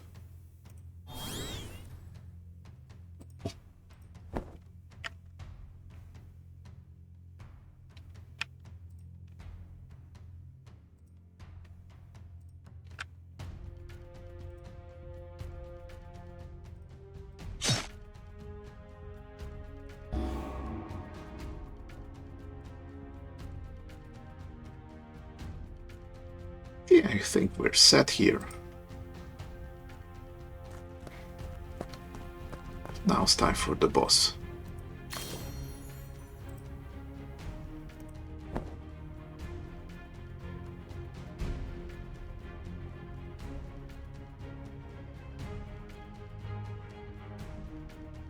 Okay, so Aura of Darkness is not actually a persistent debuff,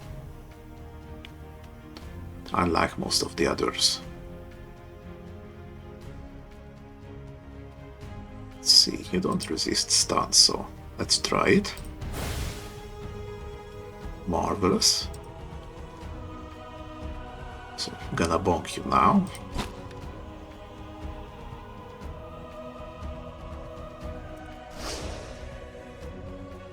Okay, you're gonna regenerate to remove the bleed, which I'm not really bothered by.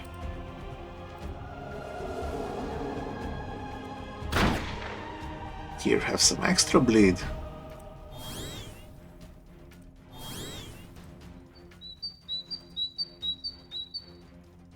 Okay, there's 3 of them. So let's get a metric ton of defense.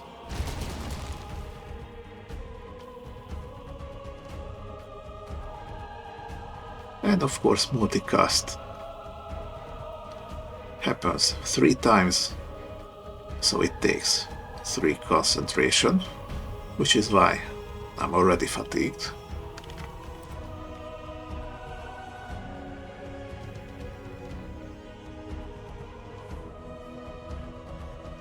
But I'm just gonna use this guy up, give me free defend and retribution.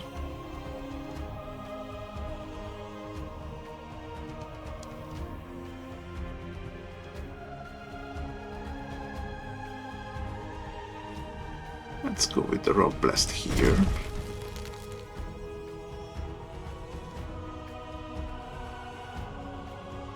Okay, now you're supposed to die here.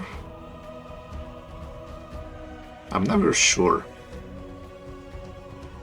whether bleed happens before regenerate and the like.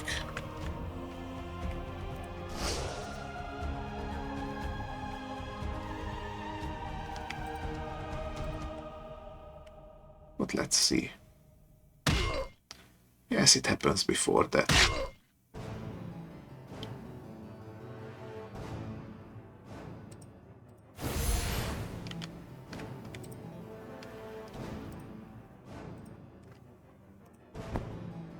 That wasn't a good move. Should have used some other cards first.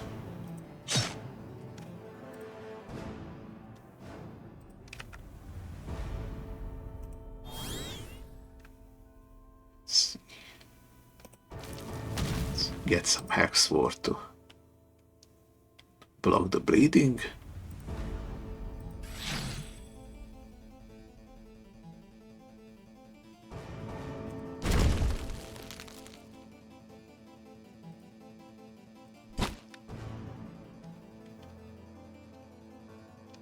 And there we go. Okay, let's pick up a fermentation.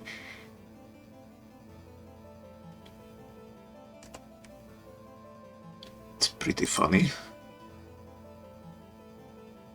Greed deals this amount of damage, plus however many cards you have in your hand.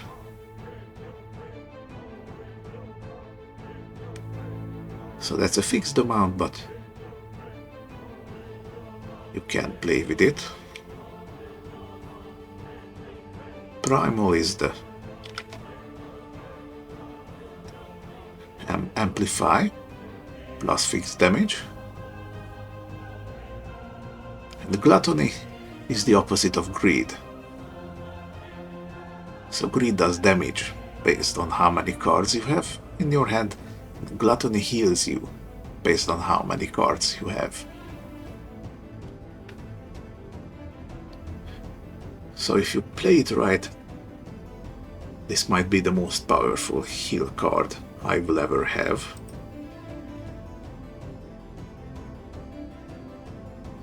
And let's get a masterwork upgrade here.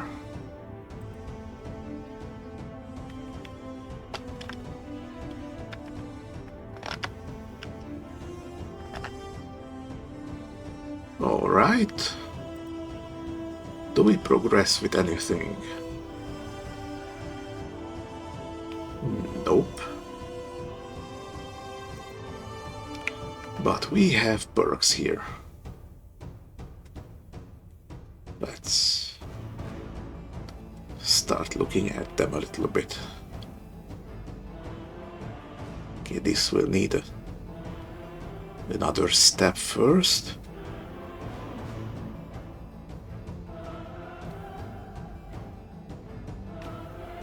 But this looks pretty good. Even more summon limit. Herbalism will cost 1 less AP. And +2 concentration. So I will go into fatigue a little less. That's always good. Okay, Counselor Jeremiah. Diplomacy card. Strain. You can choose between alliance. The control. Collaboration. Exhausts ally. Choose either damage, defend, a weak ally buff, arbitration, defend, draw,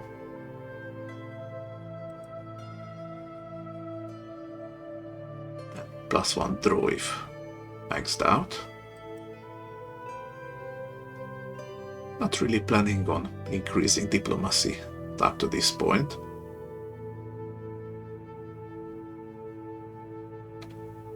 Okay, hold on. Grove of the Stone. Extra cripple to Geomancy. Stonefolk allies regenerate +4 HP if still active after you end your turn. In other words, if you don't use them for anything. By default, everything regenerates 2 health. So this would up it for 6. Immobilized enemies, which means stunned, lose 5 health before they act. And even more summon limit.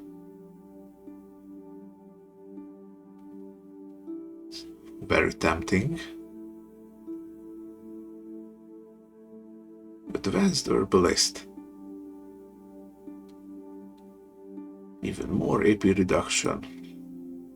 Gather herbs 1 and 2.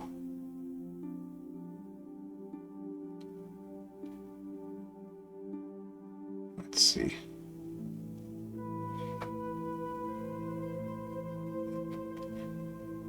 The main difference here, besides the amount you can get, so if you have 6 herbalism, restores AP, which is half the cost. Plus, if I get perks that increase AP restore, that could make this card essentially free. Plus, this is level 4, which means it would get me herbs all the way up to level 4. While this works up to level 2.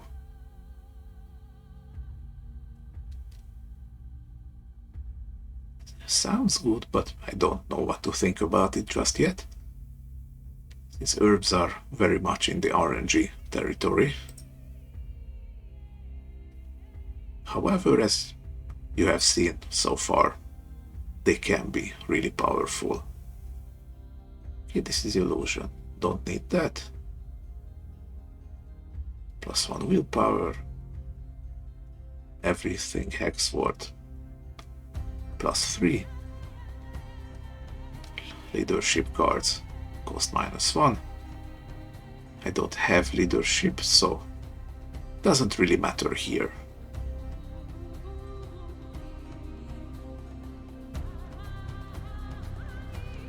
Now I could go Adept Summoner for half the regen that Grove of the Stone would give. Or I could even take both of them. That's 8 regen.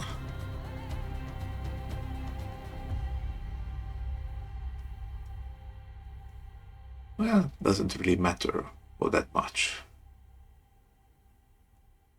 At the end of the day, since I'm already healing them manually quite a lot,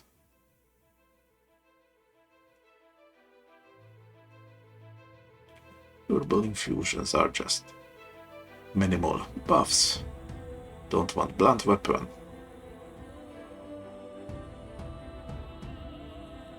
Silver tongue. Not really feeling it.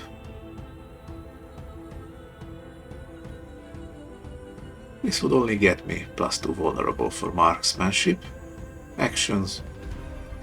I don't think I even use anything that gives vulnerable, so it's gonna be a no. You're the control guy.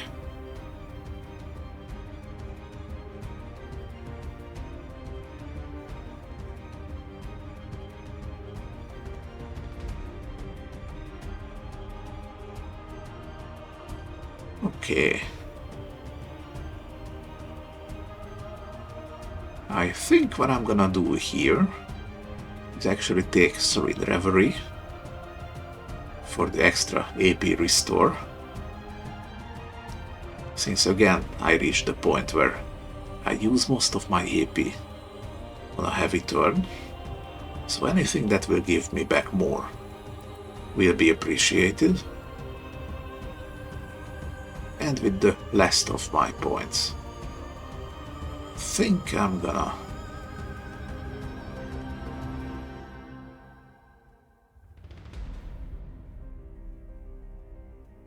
if I take Purveyor now, next time I could get Broker.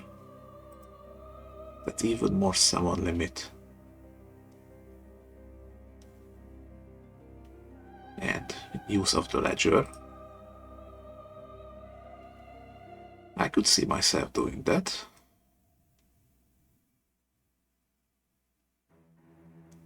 Or I could take Herbal Infusions for even more restore and healing.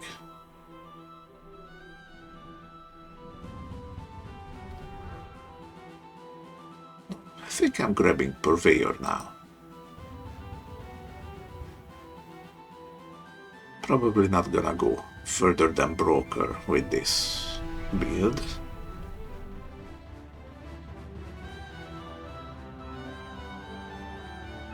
See, Moneylender, some extra weaken, extra money gain.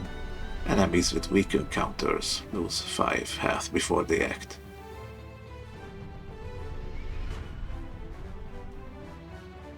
Okay, maybe up to this. Because anything that passively damages enemies is unresisted damage, so the more you can stack, the better. Let's see.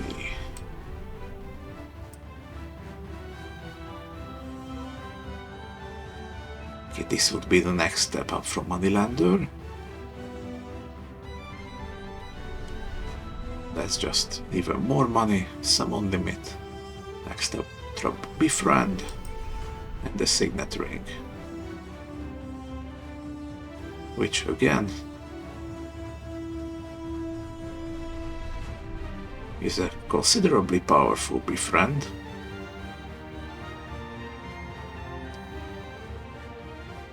And even if you don't use it, gives you money and defend.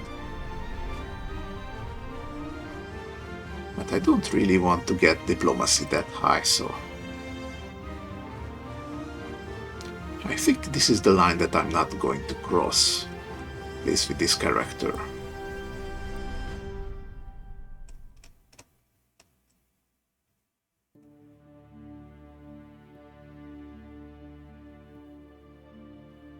can see all the modifiers here.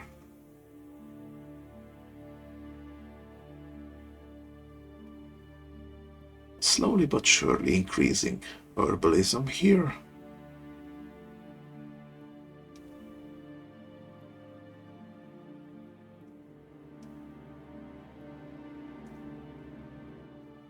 Now I think at this point what I ought to do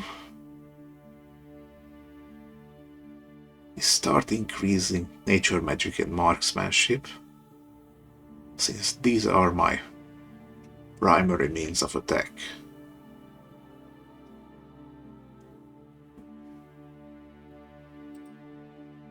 And I have a bunch of cards that I'm not using at the moment because I don't hit the requirements yet.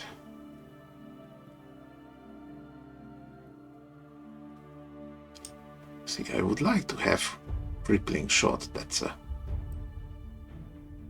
very stable source of damage here.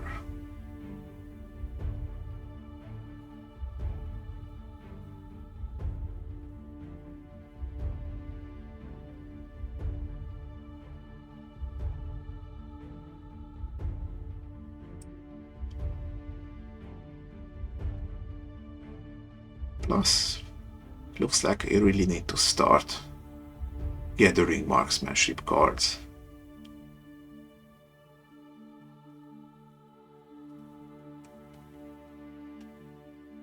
I think I will never remove Fey Luck, it's just too versatile for that. But Fey Reflexes is gonna carry me only so far.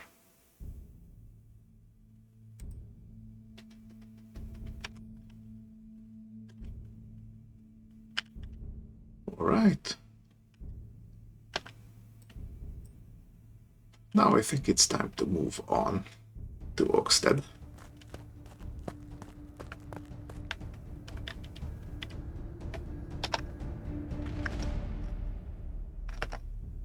Alright. Here we have Nature Magic Trainer, Unarmed Subterfuge, some quests.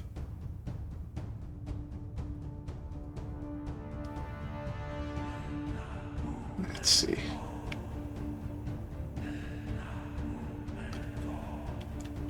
You see, I upgraded marksmanship enough that Steady Aim has considerable mark and bleed. So this card is not about the damage anymore. It's just a setup. Which means I'm gonna buy this one. Start looking for more.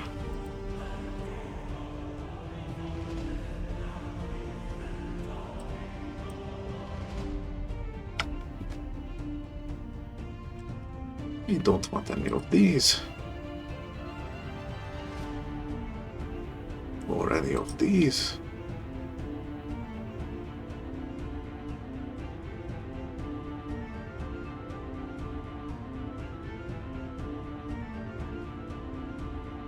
Or these, really.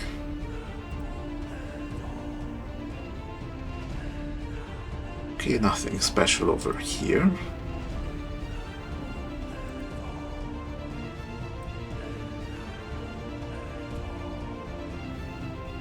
Do I want to sell anything over here?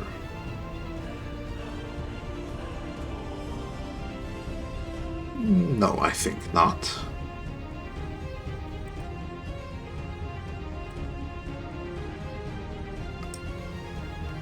I'm gonna sell the pipe.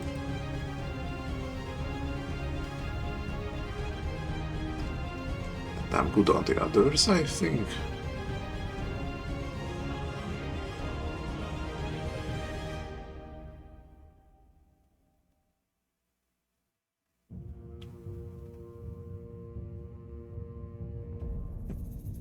I'm a little hesitant to sell this pouch, because I could make a build that can make it work.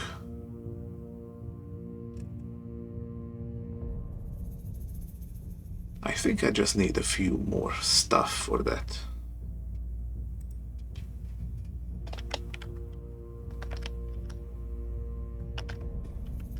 But anyway, I think I have time for these two. Then I'm gonna call it a day. Let's see what I can get.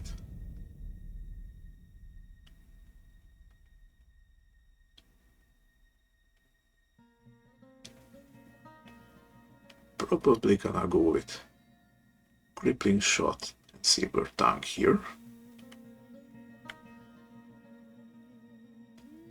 Don't really like curved shot. Takes too much setup for this to really come into play. And this would just increase the max health of allies, which I can already do if I get the correct herbs.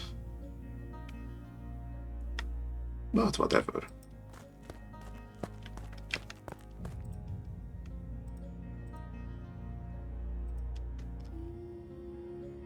Actually, let's switch back to the bow here. I think everything can bleed in here.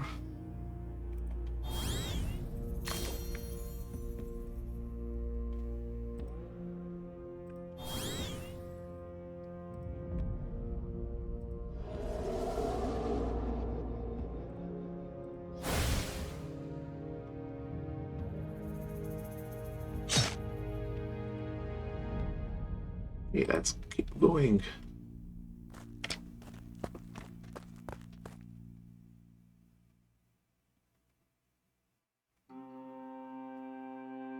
Well, alright, I spoke too soon. Looks like there are a bunch of things that resist bleed.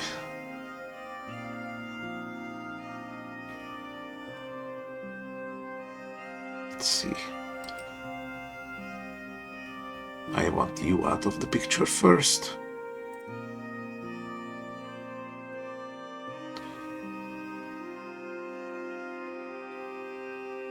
Actually, you can leave like this.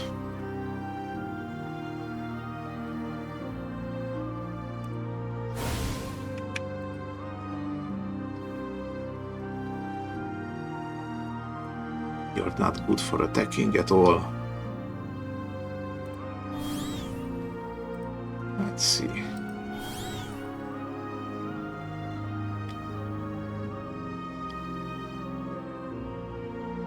Multicast. I'm thinking multicast.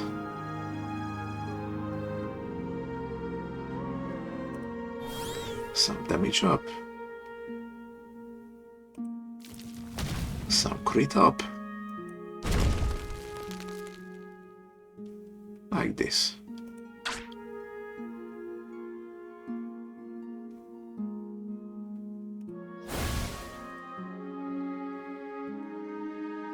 Actually, if I could freeze you, could have bought myself time.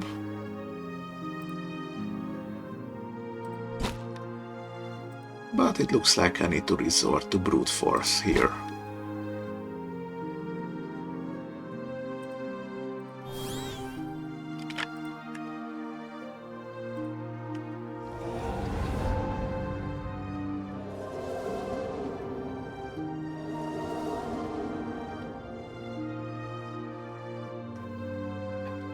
Well, that's a lot of mimics over here.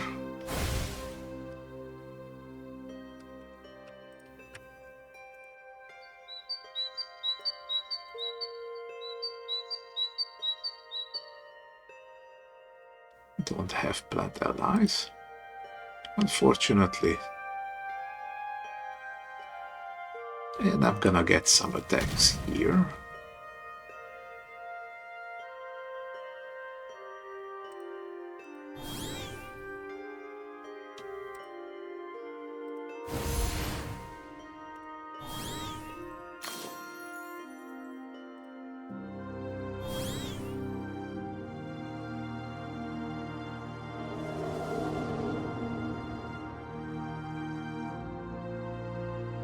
Let's see. Give you some bleed. So festering works. You're gonna be harmless for a while, so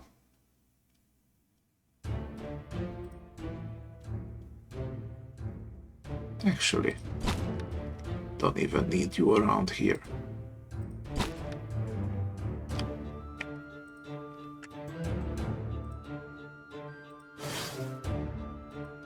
Kinda like this.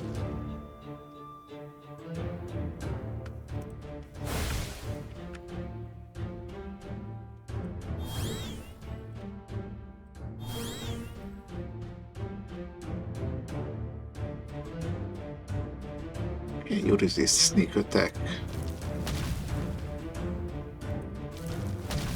So I'm just gonna crit you hard.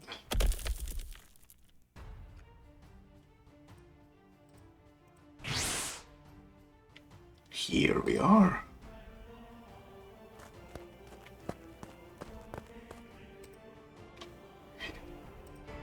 Bonk. I love these instant boss fights so much. It's so nice of the game to let me do this.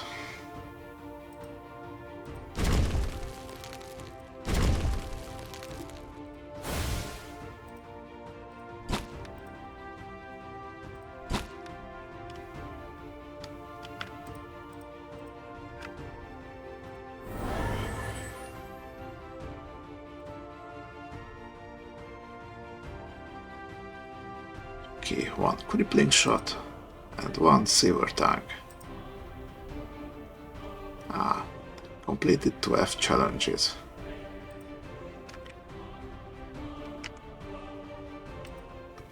What do I get? Plus 10 max HP and one adventurer's knapsack. 111 health. It's a really nice number.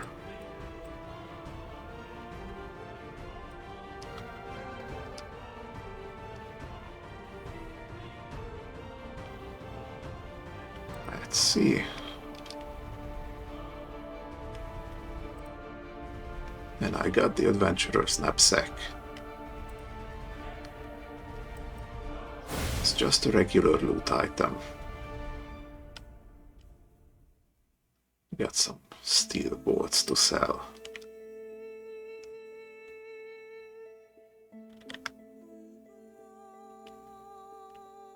Okay, your witchcraft. Don't care about that.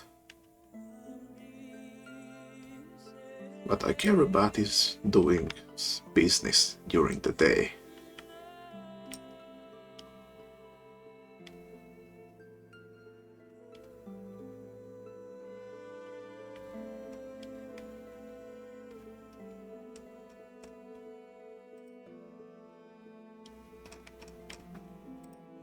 Right.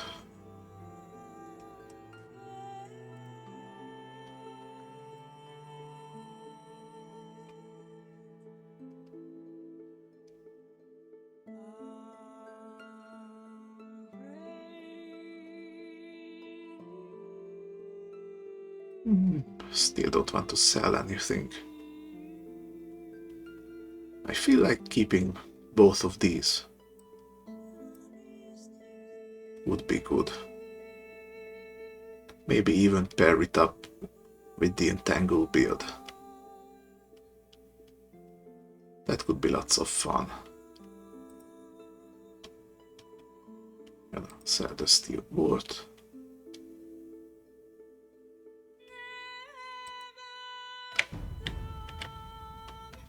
Before I get carried away,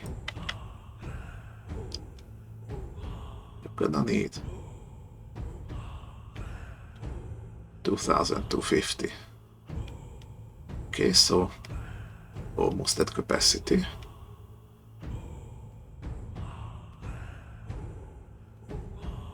You don't want these. But I think I'm gonna be here for a while.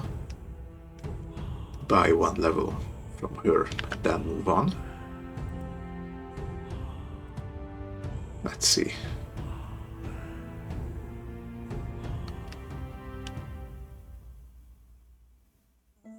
Masterwork update for the code. Might be good here. And maybe a cord. It is a decent defense. Plus it has befriend. And at max level it also draws. So yeah, it's gonna be these two.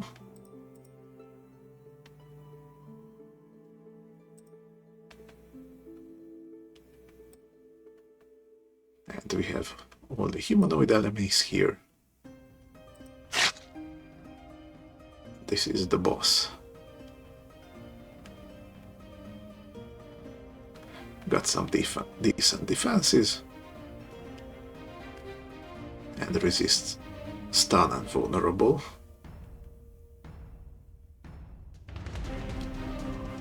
And just keeps healing the rest of the party, so gonna concentrate on the boss for this one.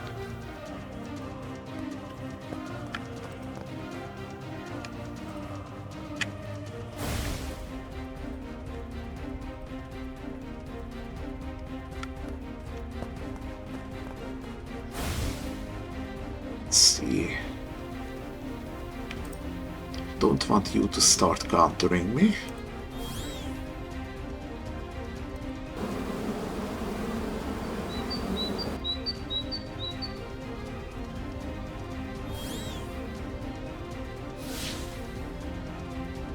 Okay.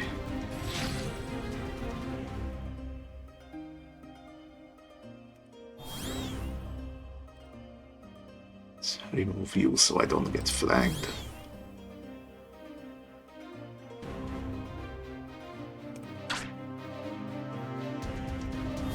Okay, what you got? Ceremonial mask. That could work too. Okay, now you're harmless. Let's multicast here. Let's stun you.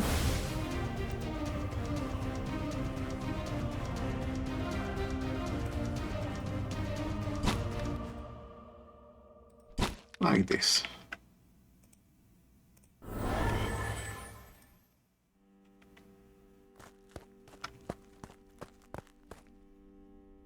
Okay, mostly attacks incoming.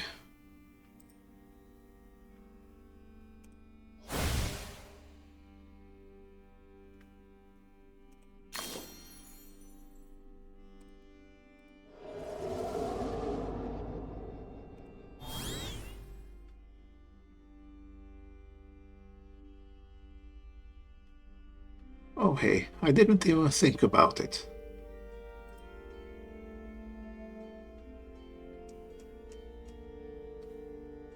Can't show you. Because it was a temporary card, but Pedal gives strain and supplies. Because supplies gives me even more strain, so a single pedal now gets me strain -4. In other words, an almost obscene amount of free cards.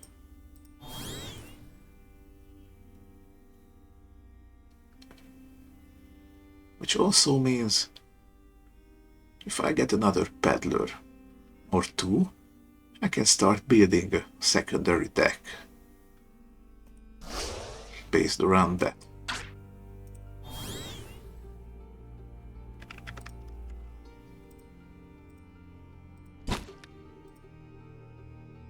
That would be interesting to see.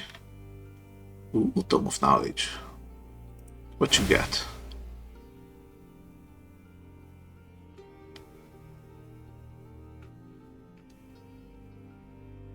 I think I would take another Lashing Vines, thank you.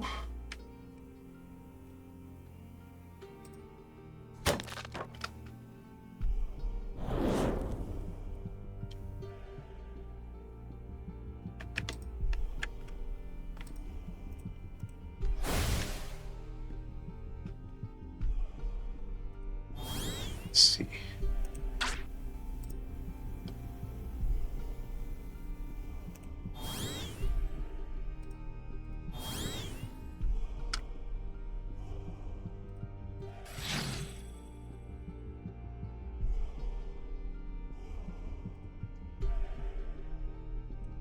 Here with this one.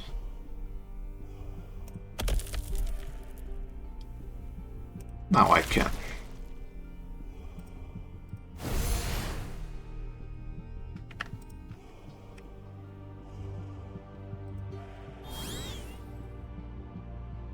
Okay, now let's shuffle stuff back.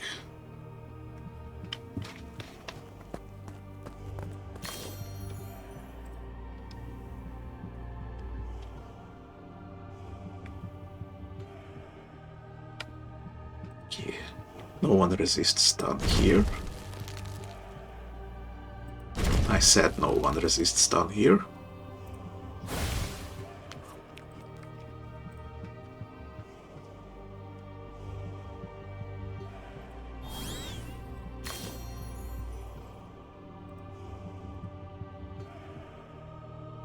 Okay, gonna stop you from attacking actually. I can take the flank.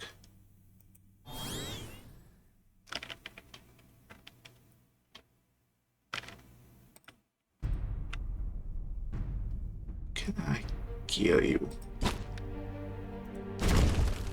Yes, I can.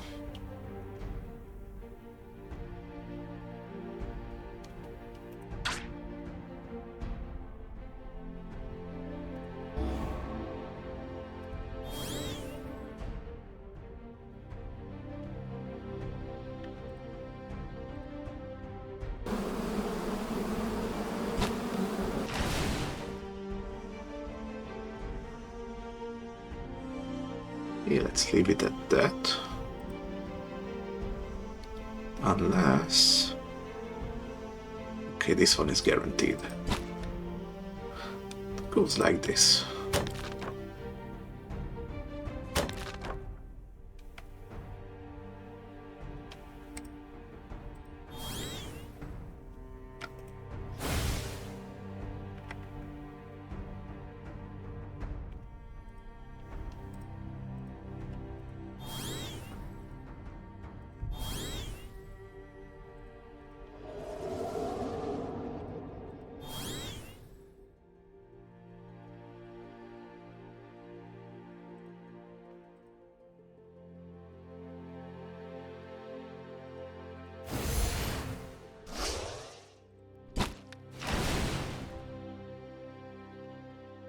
One point short.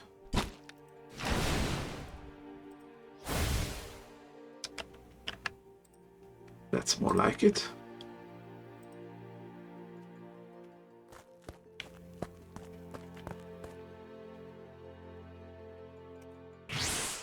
Right, boss time.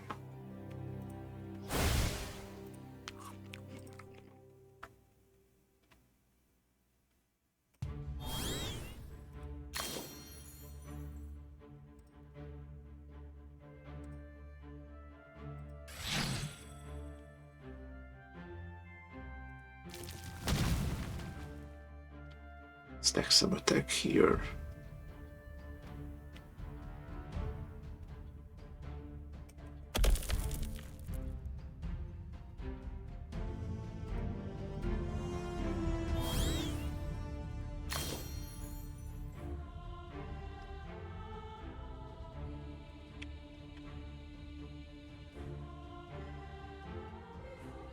Yeah, I can go for a freeze here.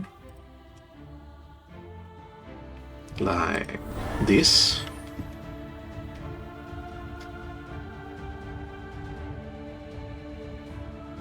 Let's see, anything else?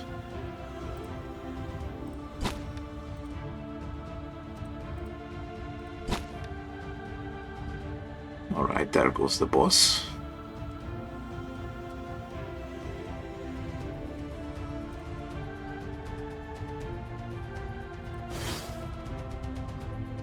And I think I can survive this turn.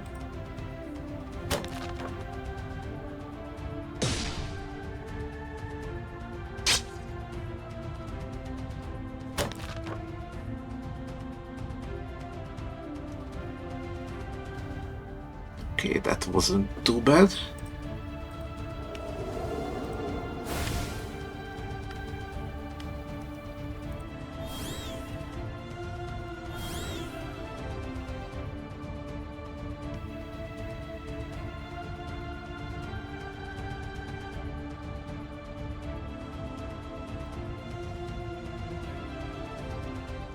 Actually, now that you have 5 flank, you're the most dangerous here.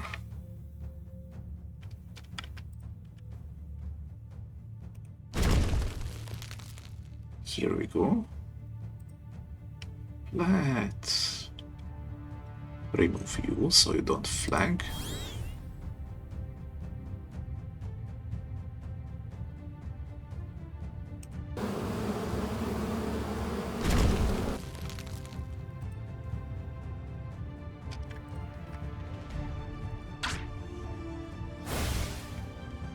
Okay, now all of them are stunned.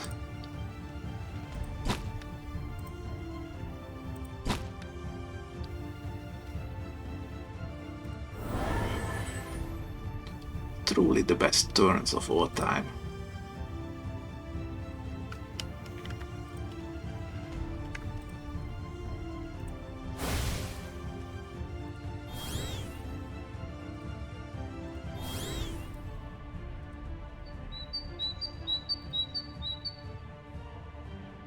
Let's see.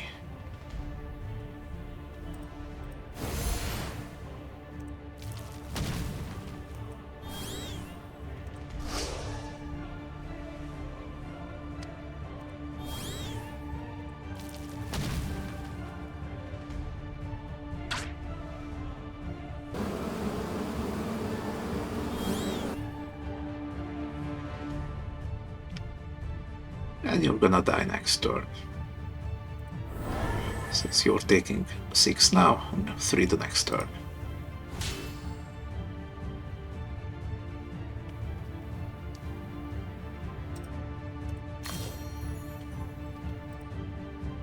But I'm gonna use this turn to get everyone in order.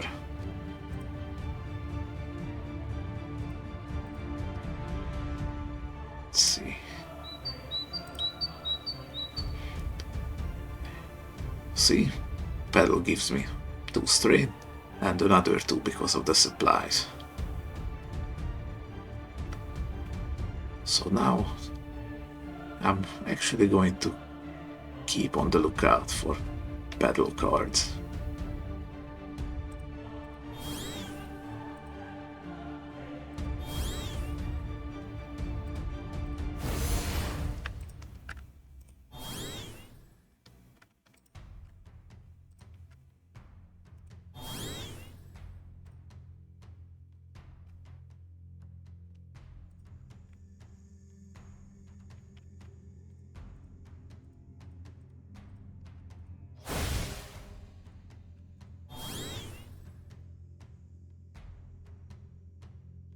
Alright, looking good, looking good.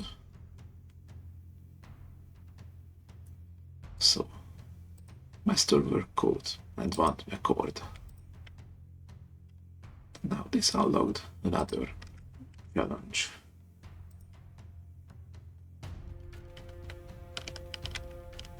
Let's quickly switch loadouts here. Upgrade to the Masterwork Code. Save it.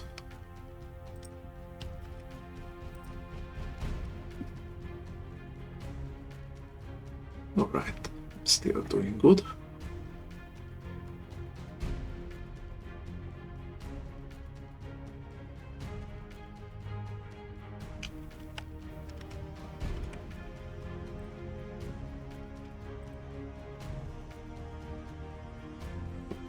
So Firebolt, Canopy, Filter of Death sells decently. Fissures, Chaotic. Don't like it that much, however it also gives Burn, which I do like. Silver Tongue, or a guard. Don't really like any of these, so I think I'm gonna skip it.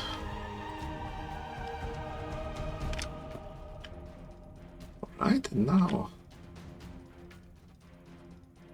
I am at the point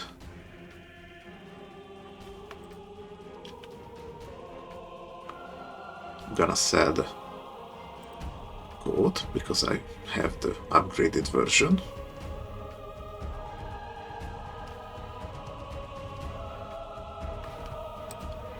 Let's see. I am now at the point that if I really wanted, I could sell a couple action cards, then rest so it's the new day and I can gain a skill, then I could move on.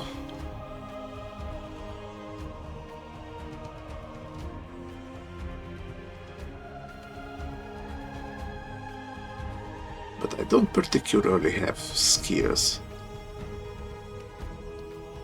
I want to part with.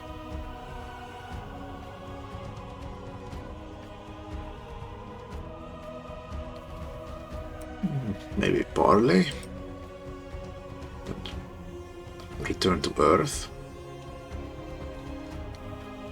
This is very low. Destroy. Even if I were to max it out, it doesn't go up by much. It's just very situational. Like if there's an enemy with 21 health, there's a good chance you can just attack it and deal that much damage, so I'm gonna sell it for now.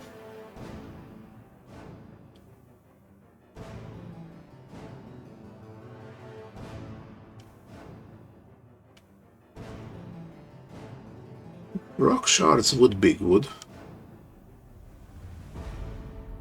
if this initial 2 damage had a way to be boosted.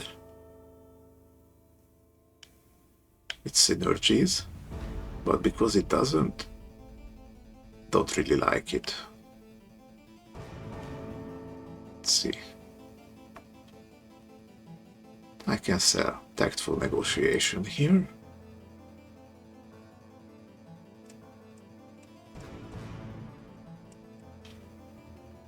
And I can rest in the inn here.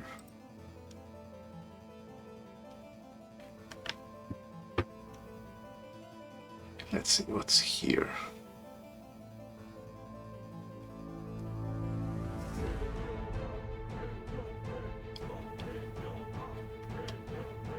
Acidic Mist will be nice once I get some sneak attack skills, because it's gonna give me concealment for 2 turns. Let's see.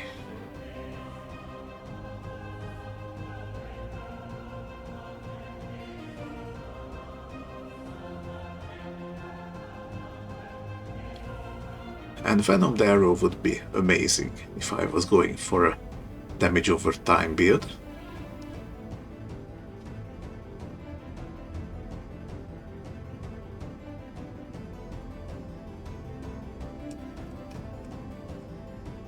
Okay, I can live without any of these.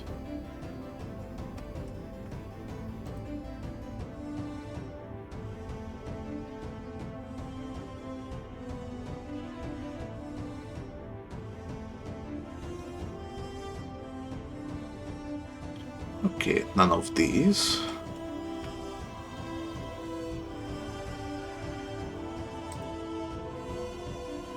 Anything in here?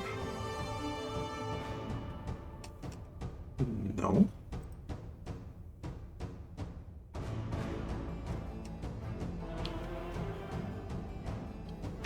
We have one of these peddlers. I want at least one more, I think.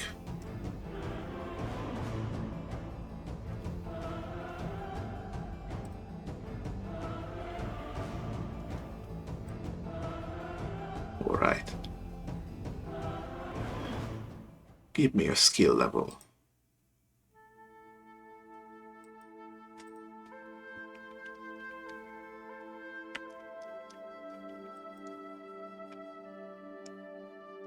Okay, I have 2500 maximum.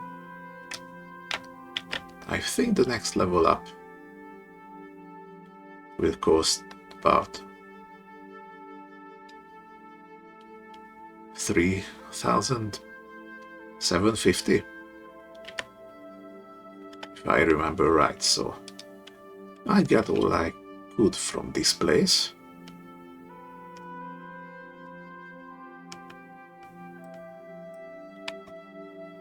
Let's see, which way do I go next? Up here to the valley, which is currently a locked place. Or down here for these. Oh, these are higher levels.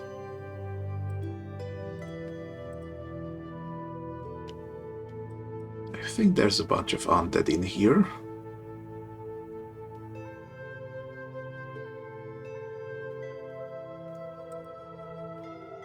I could get living armor. It's an ongoing ability that gives draw every turn. That sounds pretty nice.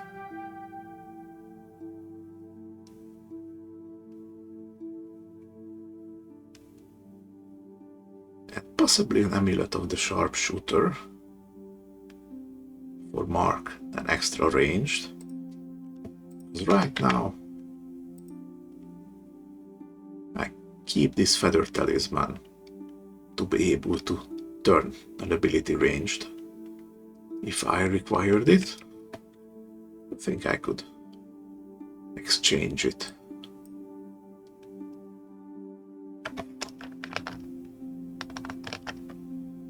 Alright, going down to more Vale. Oop, here's an ambush. And as you can see, the ambush scales to your level. And I think technically it counts as an elite battle, so they can actually be higher than your level. Too bad for them. I can just bonk them out of existence. Let's see. What is breeding ground? Gives concealment. Spawn a hive warrior. I do not like anything that gives more trouble to the field, so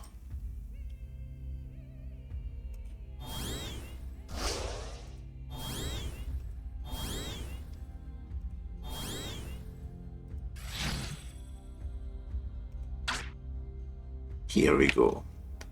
That's much better.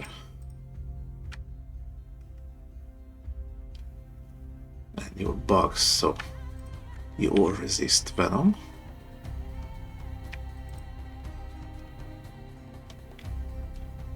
I can weaken you a bit.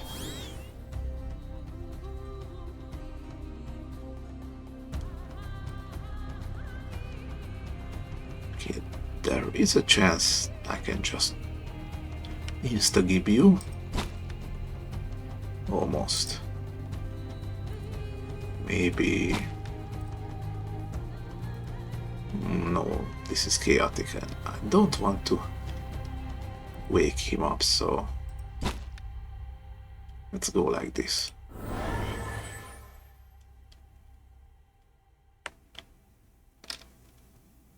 Okay. Funny thing, got Stone Punch again.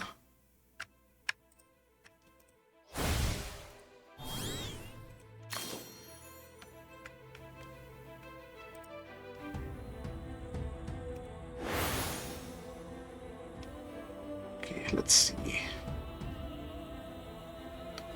You're not attacking, so no need for these.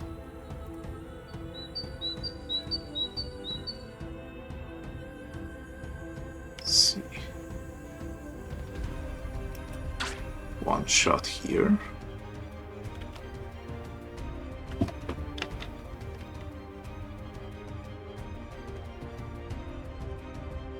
That was very low damage.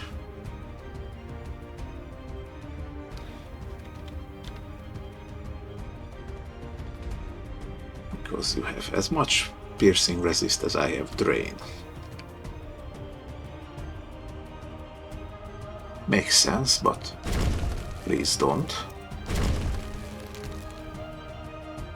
Okay.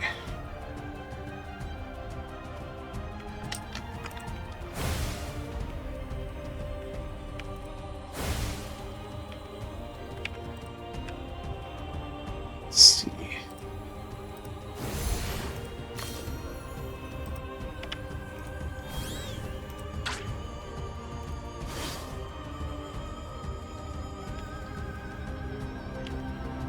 You have annoyingly high resists.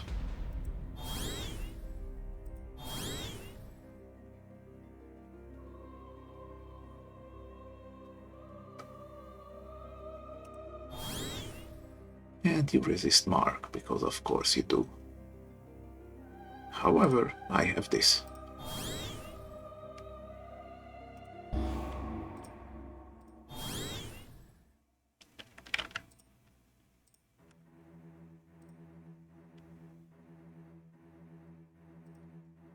Okay, moving on. Let's rest up a bit. So it's morning.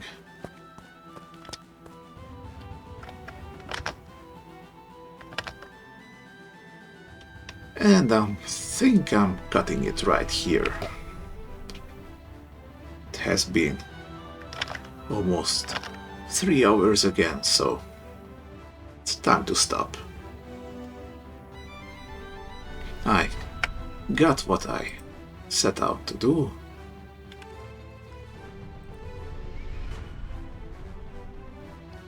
Got this little beauty right here. Now all I need to do is get some money again, find a blacksmith, upgrade it. Then it's gonna do base bludgeoning damage, which I have cards like Might of the Stone to amplify the living hell out of it. Half of it is gonna be fire damage too, so that's gonna work against a lot of enemies around. So you can look forward to that.